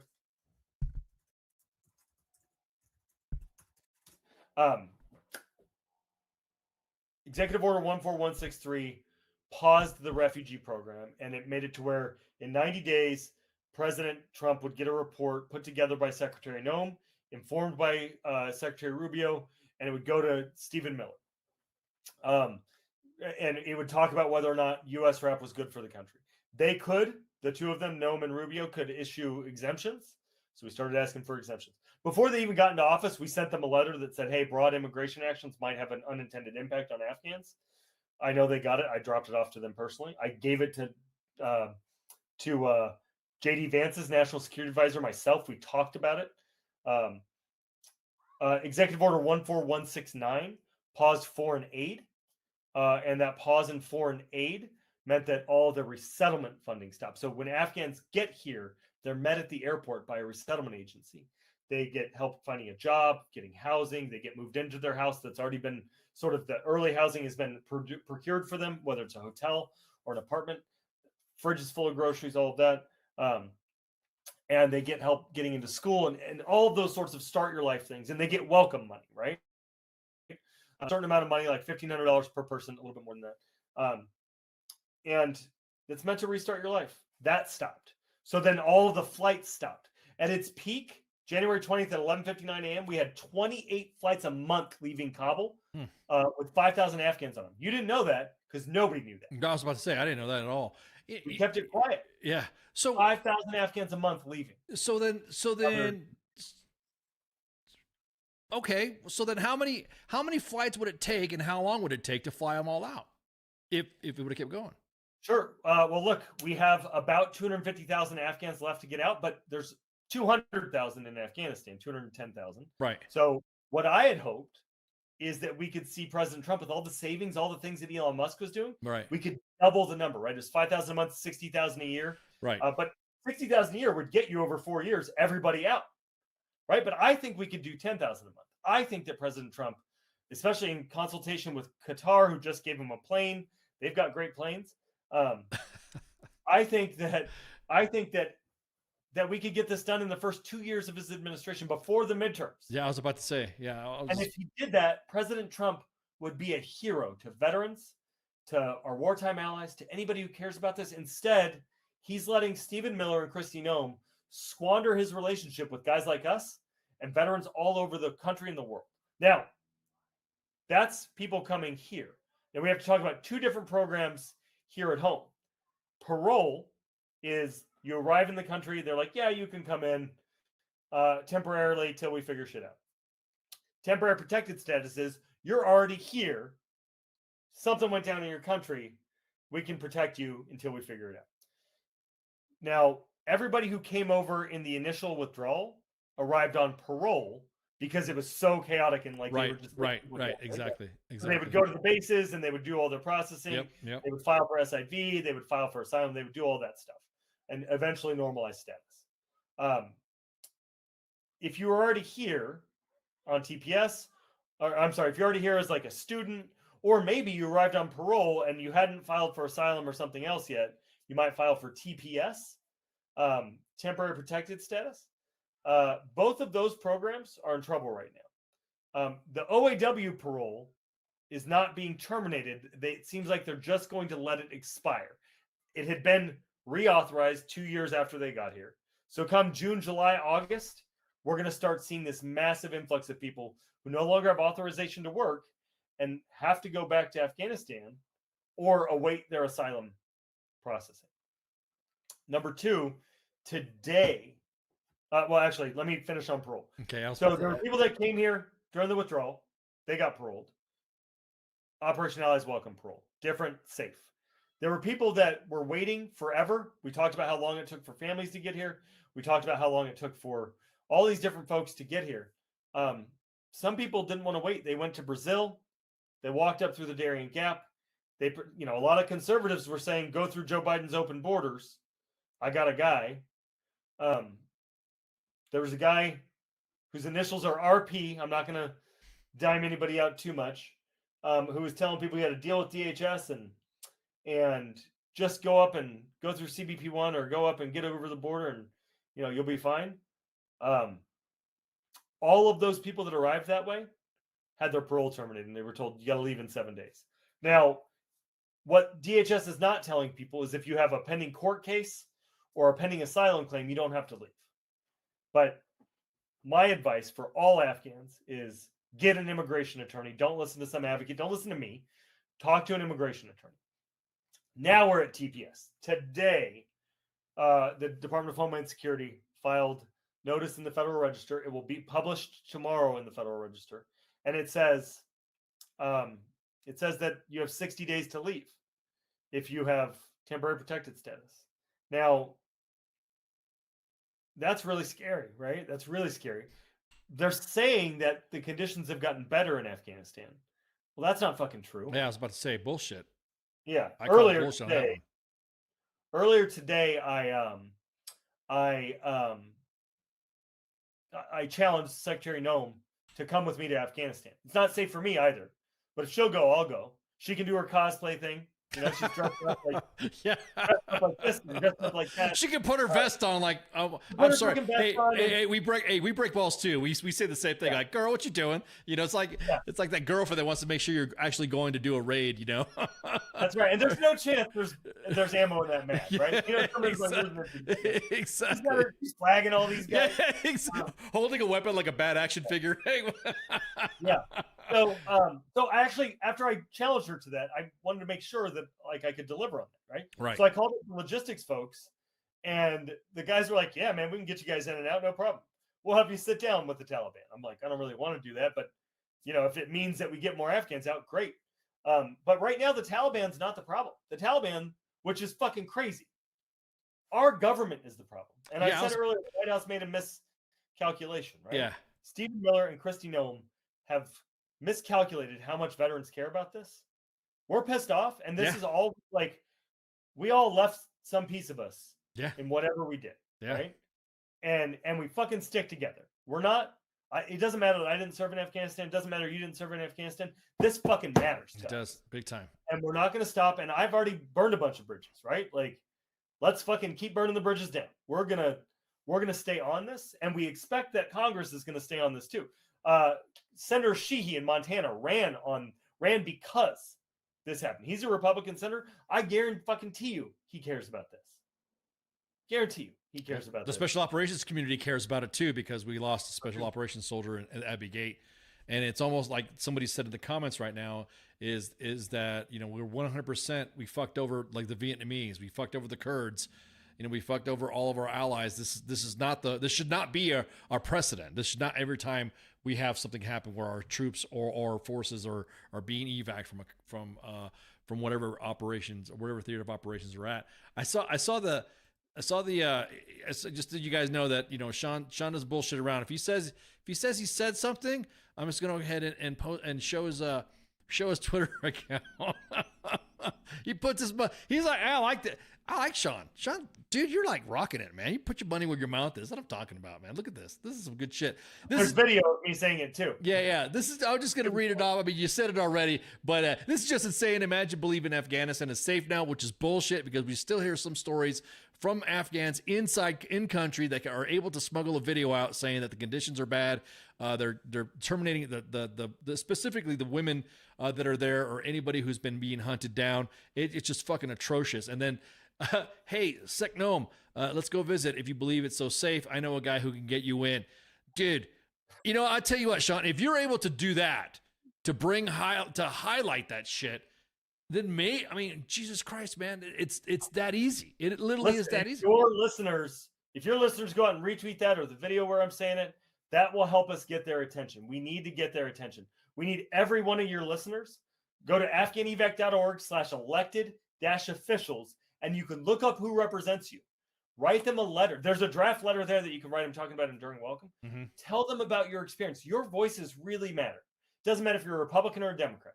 This issue matters to everybody. And you can go and talk to them. And if they won't talk to you, call me. I'll help you get in. We'll go visit them. I'll fly to wherever you live and we'll go visit them. Now, has anybody come out publicly to go, hey, you know, Shawn, you're right. Oh, you know, did the grip and grin and all that? Have they just say, oh yeah, this is you're right. This is a good idea. Let's go do this or let's plan this. Has any politician? No, I just did that today. But listen, okay. A lot of Republicans have come out and said we need to do this, not go visit, but we need to keep this going. You know, bleeding heart liberals like Michael McCall and Mike Lawler and Corey Mills, right? Like Daryl Issa. These people are not Democrats. These people are dyed-in-the-wool conservatives. Yeah. Who I disagree. I'm a Democrat. We disagree on a lot of things. Right. But like, if you can, like, actually, I'll give you another example. There's a guy, day one has been involved. Actually, my door over here has like our rundown. And he and I couldn't be more different. His name is Jack McCain. You might recognize that last name. Yes. Jack is Republican royalty, and I'm a Democratic nobody. He is a he's an officer, Naval Academy, like Hootie Tube, whatever, you know, like that. Like every person named John McCain ever has gone to the Naval Academy. I got kicked out of 3 high schools. Kids, and I was enlisted, right? And he was a helicopter pilot. And my job in the Navy was to shoot things out of the sky. Our motto was, if it flies, it does. Yep. We couldn't be more different. And Exactly. we're like this on that. He actually just did a video that we put out on last Monday, where he was saying like, hey, Congress, do your job. Hey, executive branch, do your job. You're all failing. What the fuck? Mm-hmm. His dad would be so disappointed in our country for this. Especially since his dad is a Vietnam veteran. I mean, regardless if you like your politics or not of either his, yours, or whatever. I look at, and we posted a picture on WTF Moments when the Afghan evac was happening, and we did a side by side of the evac of the embassy in Saigon and then the Chinook taking off in Afghanistan, and that picture. I mean, at that point we weren't looking for fucking credit on who did the picture. We just wanted to get it out, just to do the hey, look right here. We cannot disrespect our allies. Say that, you know, because there's guys that I've served, like I said, you know this too. You've heard all the stories of guys that have bled with our Afghan allies, Afghan commandos, Afghan media people that have, and it just breaks my heart when we have an Afghan in our fucking inbox, and I know you probably get relayed a lot of information too from us. That I grip my teeth, dude. I'm like, what? There's not much. What I will tell people is if you go to afghanevac.org/resources, you can get a lot of help, right? You can understand how the process is supposed to work. Right now, it's really hard. SIV processing is still going, but there's no help to get people out of Afghanistan, and there's no help to get people from a third country to the United States from the government. Now, you can go to afghanevac.org/self-depart. And if you have a valid U.S. visa in your passport, we can help you get here. We can help you get to people that will help you resettle. But all the welcome money's gone. All of these things that were just sort of there and helping people start their American dream, they're all gone because Stephen Miller doesn't like refugees. Yeah, a veteran trip sanctioned. I mean, literally that passion in front of him to the Taliban. I thought we were supposed to be making deals. My whole point with the invite to go see Afghanistan is that it's not fucking safe. They're not going to do that. No. What I'm saying though is that the individuals that are in Qatar, they have a delegation in Qatar, yeah. and so at least you could go to Qatar, start the discussions, have products being sent to you, showing you and video you, hey, this is what's going on currently right now, which of course would be dangerous as hell. But you think I should go to Qatar and talk to the Taliban? Fuck yeah. All right, fuck it, let's do it. I mean, come on, dude. You literally had everybody agreeing, which is something you never have to hand it to. You never have to hand it to the Taliban. But when the Taliban said to India and Pakistan, hey, you all need to fucking chill in your everyone's agreeing with the Taliban. I mean, come on. We never handed it to the Taliban. So it's like, I mean, I looked at it as like, hey, please don't nuke us, Taliban. I mean, that's what they're, don't nuke us. But yeah, that's what I think. I think, we've had a lot of veteran groups, that have done this as well. Operation Pineapple with Scott Mann. Also had Send Me with Nick Palmiciano from Ranger Up. I mean, a delegation like that to Qatar to explain, hey, look, man, use Qatar as the fucking... Use it as the conduit to get people out. We'll fly you. Just let us fucking fly in there and get them out. You don't have to. We won't say anything. You say you want or say some shit, but let's get these guys out. Yeah, I couldn't agree more. It's just fucking. I would go, Scott, Nick, call me. Let's go do this. Yeah. Look, we'll work with literally any human that wants to help our wartime allies. And that's the end of that sentence, right? Yeah. Amen. I don't care if you're left, right, up, down, weird, not weird, whatever your thing is. If you want to help Afghans, let's go do that. Even the Air Force. Let's not get too aggressive here. Air Force, yes. Space Force, jury's still up. Yeah. What the hell can the Space Force do? They got eyes in the sky, right? Yeah, true. It just, again, it is just, like I said, it's that teeth gritting moment, getting that message, and again. The challenge is out there, guys. Anybody wants to help Shawn, Afghan evac. I'm throwing as we're talking. I'm throwing so many freaking comments in the chats. All the links. And I'll tell you, I'm going to shamelessly ask for money because we haven't. When early on we were directing money everywhere else. I've gone through 3 jobs. I've got folks that we've got to keep pushing our messages out. So if you care about this and you want to make a small investment or a big investment, go to afghanevac.org/donate. It doesn't go to direct. It's not paying for food or shelter or anything like that for Afghans. I want to be very clear. It's paying to help us pay for our infrastructure, help us make sure that we're getting the message out. Yeah, if you look at the right, if you look at the bottom corner right there, you'll see it in a little heart there. There you go. Space Force will give out sweet tinfoil hats. That's right. I'll take it. We need a donation from the Space Force. No, but you're right. Eye in the sky information and stuff like that. But it's just. Again, it's a friction point with me because again, of specifically with our communities that I've discussed earlier. So, yeah, I mean, it's just this should be a fucking no-brainer, man. Yeah. This is the dumbest thing to fight about, the dumbest thing that we should even have to have a conversation about. Right. And as a political person, because I wear that hat not when I'm wearing my nonpartisan Afghan evac hat, but as a political person, what idiot would step on this rake? 90% of the American public supports this. Mm-hmm. Why would you do this? Mm-hmm. Yep. What? And there's such a good opportunity. Joe Biden fucking blew it in August of 2021. Yeah. Go be a hero, man. Double it. Yeah. Oh yeah, exactly that. You're talking about an administration that's all about the PR wins. This is the ultimate in PR wins right here. You get the veteran community loving you. You get the freaking Afghan community loving you. You get actual firsthand stories of an evac. Hey, help U.S. forces, because this is what happens when you help U.S. forces. Because when shit goes down, an American will help you out, which is the fucking beacon of is a symbolism of our flag, anyways. I mean, I'm a first generation American, and that's how my fucking family saw it. They saw the banner of the U.S. flag as the hope, the beacon of hope. So Ronald Reagan said we need to be a shining city on a hill. Amen. Where the fuck is that? Yeah, amen. Right? Amen. Damn, you're gonna get me rolling for another 3 hours. I love the fight. Let's go. All right, Shawn. Hey, man, thanks again for hanging out. This is very informative. And as a matter of fact, I'm going to get the website. I'm going to get the Afghan.org website on our WTF Moments timeline, which has 1.7 million followers on it, and I'll get that on there.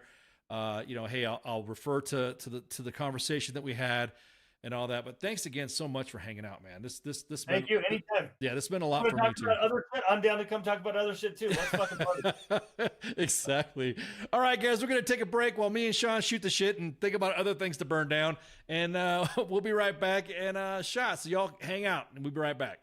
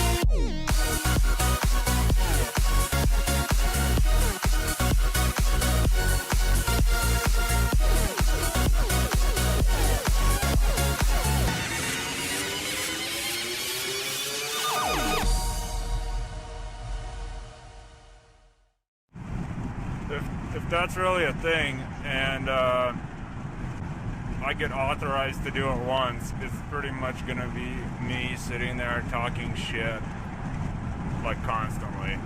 WTF Nation Radio. WTF Nation Radio. Sometimes when I look at, I don't know if I'm allowed to say this, I think it's WTF Army or something. The voice of U.S. Army, WTF Moments. This is WTF Nation Radio.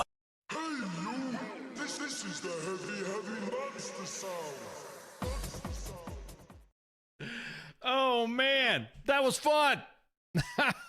Hey, Shawn VanDiver, Afghan Evac, thanks so much for hanging out. This was like I was just telling him in the break, this was an event weeks in the making. And so I'm so glad he was able to come on. What do you think about that passion? See, that's the shit. Yeah, exactly that. Keith, dude's pretty cool. Dude is cool. So yeah, it is one of those things. He even offered to come back and shoot the shit about politics and all this any other DC drama. But yeah, he even had to go because even I was over blabbing him. Only had an hour's worth of jibba jabba. So again, thanks again, Shawn VanDiver, Afghan evac. We're gonna put that site on the main page timeline, so you guys will definitely see it. It'll probably be more likely on the article slot, posting at 8 a.m. EST. What was I going to talk about? What were we talking about? That was fun. I'm just trying to, let me see. I got to get my notes straight right here. Get my notes up here. All right. So some of this stuff we're going to go ahead. This is going to be a Sergeant's Time topic. So I will definitely not talk about the AFT. I will definitely not be talking about the Phantom shitter, because that will be the news that's coming up. I guarantee it. No, we will not reveal the identity of the Phantom shitter. Just gonna let the command handle it. Just fucking sucks. Sometimes our inbox sanctity is also a I don't know. It's a detriment to us as well. But it's still fucked up. If you shit in the fucking water buffalo, I'm just saying you're fucked up. I'll say that again 5 times again. You're fucked up if you shit in water buffalo. That's some pretty fucked up shit, especially at NTC. It's fucking hot. They're in the desert. It's Fort Irwin. Another question, and this is going to be another post coming up on U.S. Army WTF Moments on all the platforms. You guys know we're on X now, right? WTF Moments posts on X or Twitter. So, Mike, we ID'd him. Oh, okay. Well, I'm not going to say nothing, bro. Don't put in the chats because I don't want to repeat the name. If you ID'd him and you got him, would you guys do a fucking DNA test on the shit? Or anyways, we're on X. So if you see it on the time, let's put it this way. If you see it on any timeline, if it's on Instagram, the post, then it's shared more than likely on WTF Moments. U.S. Army WTF Moments Facebook page is what shares all the articles and all the other stuff. But the videos and the static posts, the graphics are shared across X, Instagram, and Facebook. So that way, I mean, there's some friends of mine that are like, I don't like fucking X, or I don't like fucking Facebook. I don't have a Facebook. I don't have Boomer Book, and I only use X. And then that way, that's more than happy. So the timeline's up. So yes, we are finally active again on X. The inbox, however, on X is rarely looked at. So if you got anything or you want to talk about, you can always email, or actually you can always use the Facebook inbox. So yeah, exactly that. Yeah, you're nasty, dude. You're nasty if you use a freaking. You're nasty. That's just disgusting. I can't believe somebody would do that. That's like, look, man, like I said, it's funny, ha ha ha, when you take the fucking guide on, or you misplace the colors, or you rat fuck the MREs and take all the jalapeno cheese. That to me, ha ha. Okay, that's funny. That is funny. But not shitting in a water buffalo. Not although a candy bar in the pool is funny. Yeah, okay. It's a candy bar in a pool is funny if you were the one that did the joke and then you go out, grab the candy bar and take a bite in it, which was a Babe Ruth. Y'all see Biden on The View? No, I didn't. Well, what happened on The View? Hang on. Whoa. Hang on. What? Hang on. What was that? What happened? Let me see. Oh, hang on. Biden on The View. Biden on The View. Let me see. Because, I think The View is the one that got pissed off because we fucking shared. Is that what happened? He or she should be charged. Yes. Are you talking about the water buffalo shitter? Yes, should be charged. There was individuals. Yeah. Yeah. The admins, like I said, the officer admins at U.S. Army WTF Moments were like, throw the book at him. And then the NCO admins were like, yeah, after we beat the shit out of this individual on the wood line. It was horrible. Okay, hang on. Let me see. Okay, now you got my curiosity going to be piqued. But see, that's the thing. I don't want to get our stream cut because of of that right there. Hang on.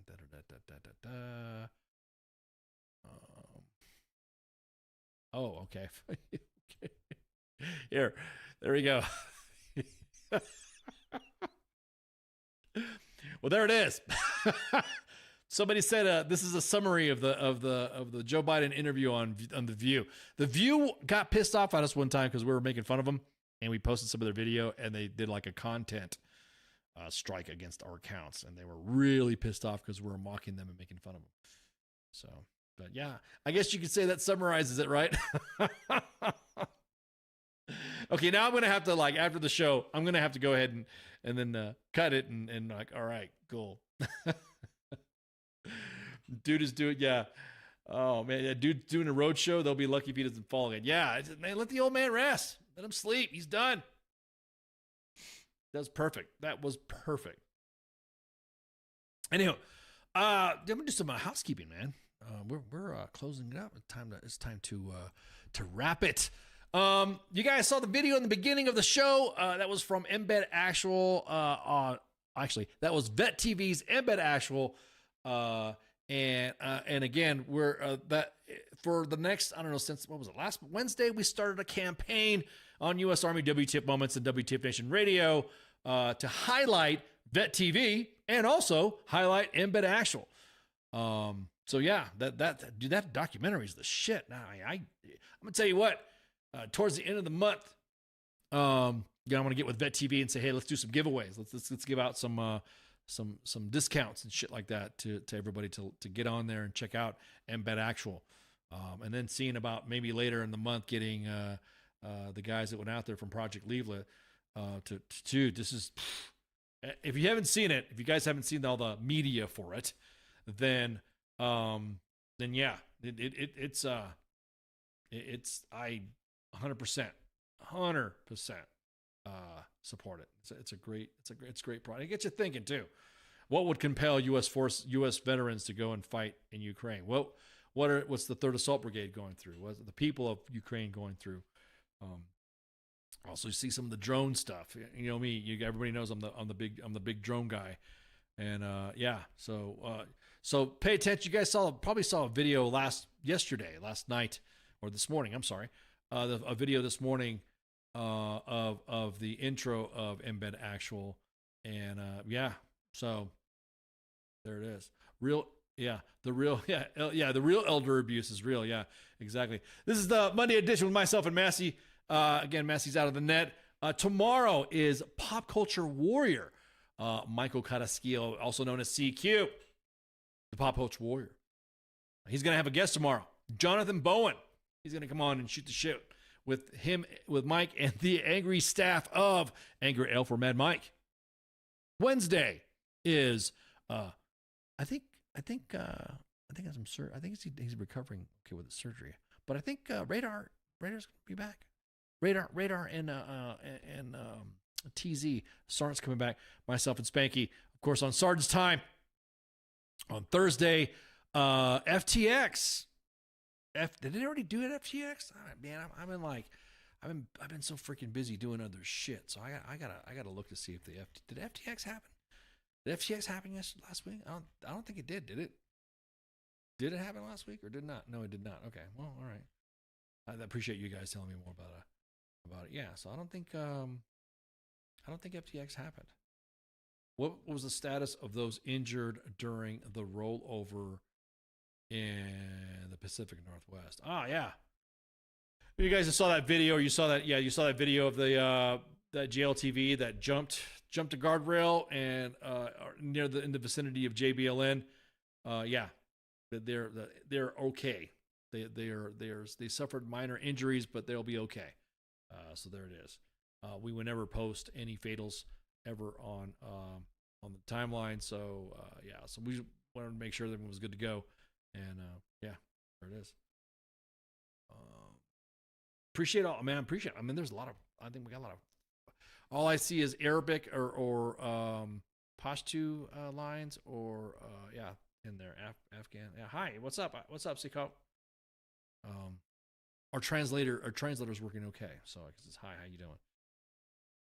I guess it must have been listening to Shawn as well. Anytime we have Afghan evac on or something like that.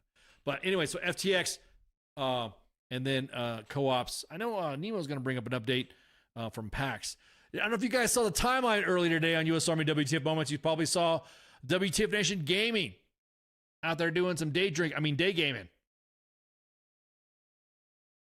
Which, nothing wrong with that. Ain't nothing wrong with that gaming. I think I should just jump on there too myself. Don't mind throwing hitting the sticks myself. The guys from the guys from Embed Asheville, Ethan Nagel and Chris Naganuma. Those would be the dudes that we're trying to get at the end of the month. And so it's the kind of like, it actually bookends the campaign pretty good. Started last week with a little tidbit from the guys from Chosen Company, and then also you saw a video yesterday. Tomorrow is going to be another sneak peek. So there's going to be 6 promos and stuff like that all together, and then there's going to be some shared stuff from the other content. So once we get them on there, man, like I said, I'm gonna see about getting some giveaways, some promos for the guys to come on, or for you guys to subscribe. So I think that's. Oh, I'm sorry. Did I say sports bar yet? No, I didn't say the sports bar. Sunday, the coach and the actual King Smith, king of the sports bar, on Sunday. All the sports bar trash talk. And actually, that's one of my favorite. I love all the shows, but that's the one that I like to listen to because I like sports and I like to hear all the trash talk on who's got the better team or who's whatever. I know my Raiders will never ever make the topic of conversation for the sports bar unless they're winning, because just like the Cowboys or just like the Patriots, anytime a sorry team, or I should not say sorry, but a team that's not doing well, I know how it rolls. You get all those bandwagon jumpers that come on. So maybe the Raiders might be the topic of conversation, though they did have some good picks for the draft. So make sure you share, like, and follow. We're broadcasting live on 5 platforms. X at WTF Nation Radio. We're on 2 Facebook pages at U.S. Army WTF Moments and WTF Nation Radio. 2 YouTube pages at U.S. Army WTF Moments and WTF Nation Radio. You guys know that Facebook has their, we're going to delete all your live videos after 30 days, but you can all find them on the WTF Nation Radio YouTube page, and that's where you'll be able to see all the stuff on there. So the Saints ain't much better. Oh, why is Mike throwing in there the "oh Jesus" stuff? Is that because he's a Raider hater? Is that what you're saying? You're a Raider hater? Yeah, hang on. I want to see I'm going to wait for the delay here. I'm going to see how Mike's going to answer so I can permaban him. I'm just kidding, dude. I'm just kidding. What's your team, Mike? What's your team? Again, thanks for listening tonight, and also thanks again to Shawn VanDiver from Afghan evac. We could have gone longer, but damn, dude, this is some good shit. And make sure you follow all the click on all the links that we had in the comment in the chats, and then donate, of course. And I'm going to go ahead and, like I said, make sure that the team gets that site scheduled. So I think that's it. I think we're good, right? Y'all good? You good? You good? How about you? You good over there? You good? You good? All right. Shots. Have a good night.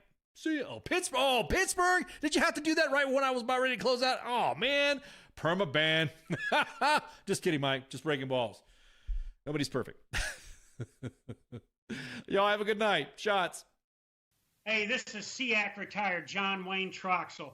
You're listening to WTF Nation Radio, the station of choice for all of the badass MFers on the planet. The voice of U.S. Army, WTF Moments. This is WTF Nation Radio.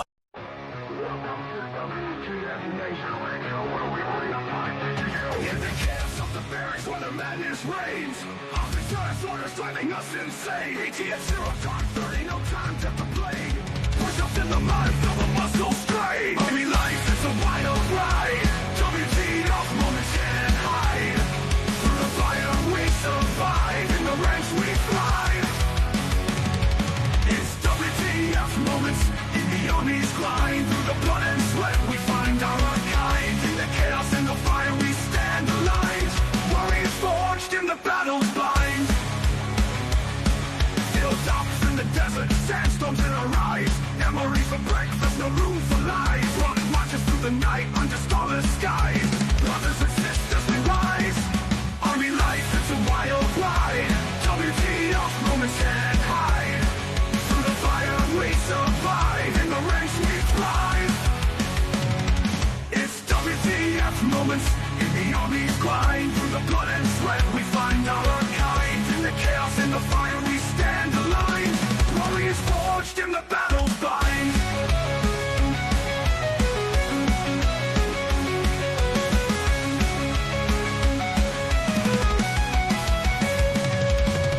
Drill sergeant's fury echoing in the air. Discipline and duty we all must bear. Battle bodies by our side in the fight we share. In the face of danger we dare. Army life, it's a wild ride. WTF moments can't hide. Through the fire we survive. In the ranks we thrive. It's WTF moments in the Army's grind. Through the blood and sweat we find our kind. In the chaos, in the fire we stand aligned. Warriors forged in the battle's bind. Souls and firefights, adrenaline's rush. Silent nights, broken by the enemy's hush. Medics on the move in the heat of the crush. In the heart of battle we trust. It's WTF moments in the Army's grind. Through the blood and sweat we find out our kind. In the chaos, in the fire we stand aligned. Warriors forged in the battle. Army life, it's a wild ride. WTF moments can't hide. Through the fire we survive. In the ranks we thrive.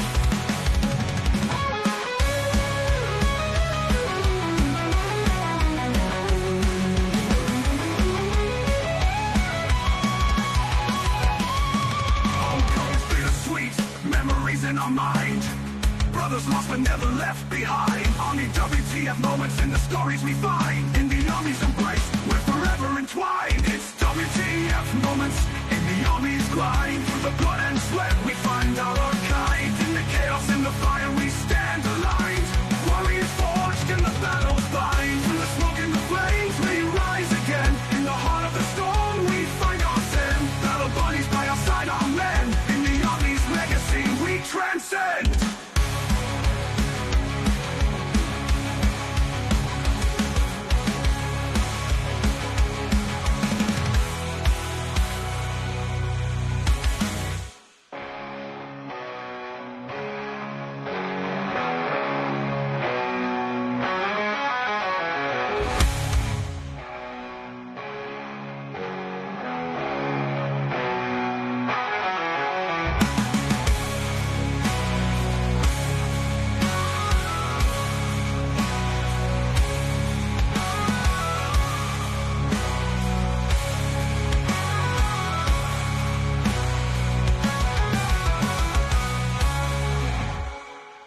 Everything stated on WTF Nation Radio is to be considered the opinion of the person that stated it, and not an official representation of WTF Nation Radio or U.S. Army WTF Moments. Price does not include tax, title, or license. Some assembly required. Each item sold separately. Batteries not included. Objects in mirror are closer than they appear. If conditions persist, contact a physician. Individual results may vary. Keep out of the reach of children. Avoid prolonged exposure to direct sunlight. Keep in a cool, dark place. And please enjoy the show. Shots.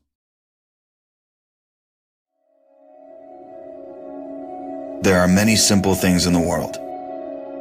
Shovels. They are all different. Gardening shovel. Unloading shovel. Children's shovel. But there is also a different shovel. We use it when we come to the position. In short time, it helps us dig a trench which saves us from bullets.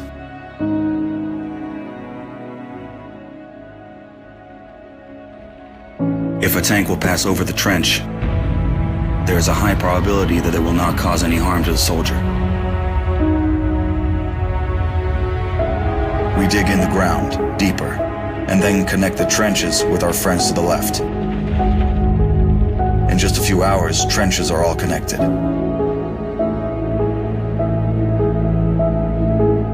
When we do not have an axe, we can use a shovel to cut a loaf of bread. A soldier uses a shovel as a paddle, crossing the wide river under enemy fire. If we run out of ammunition, we will use a shovel again.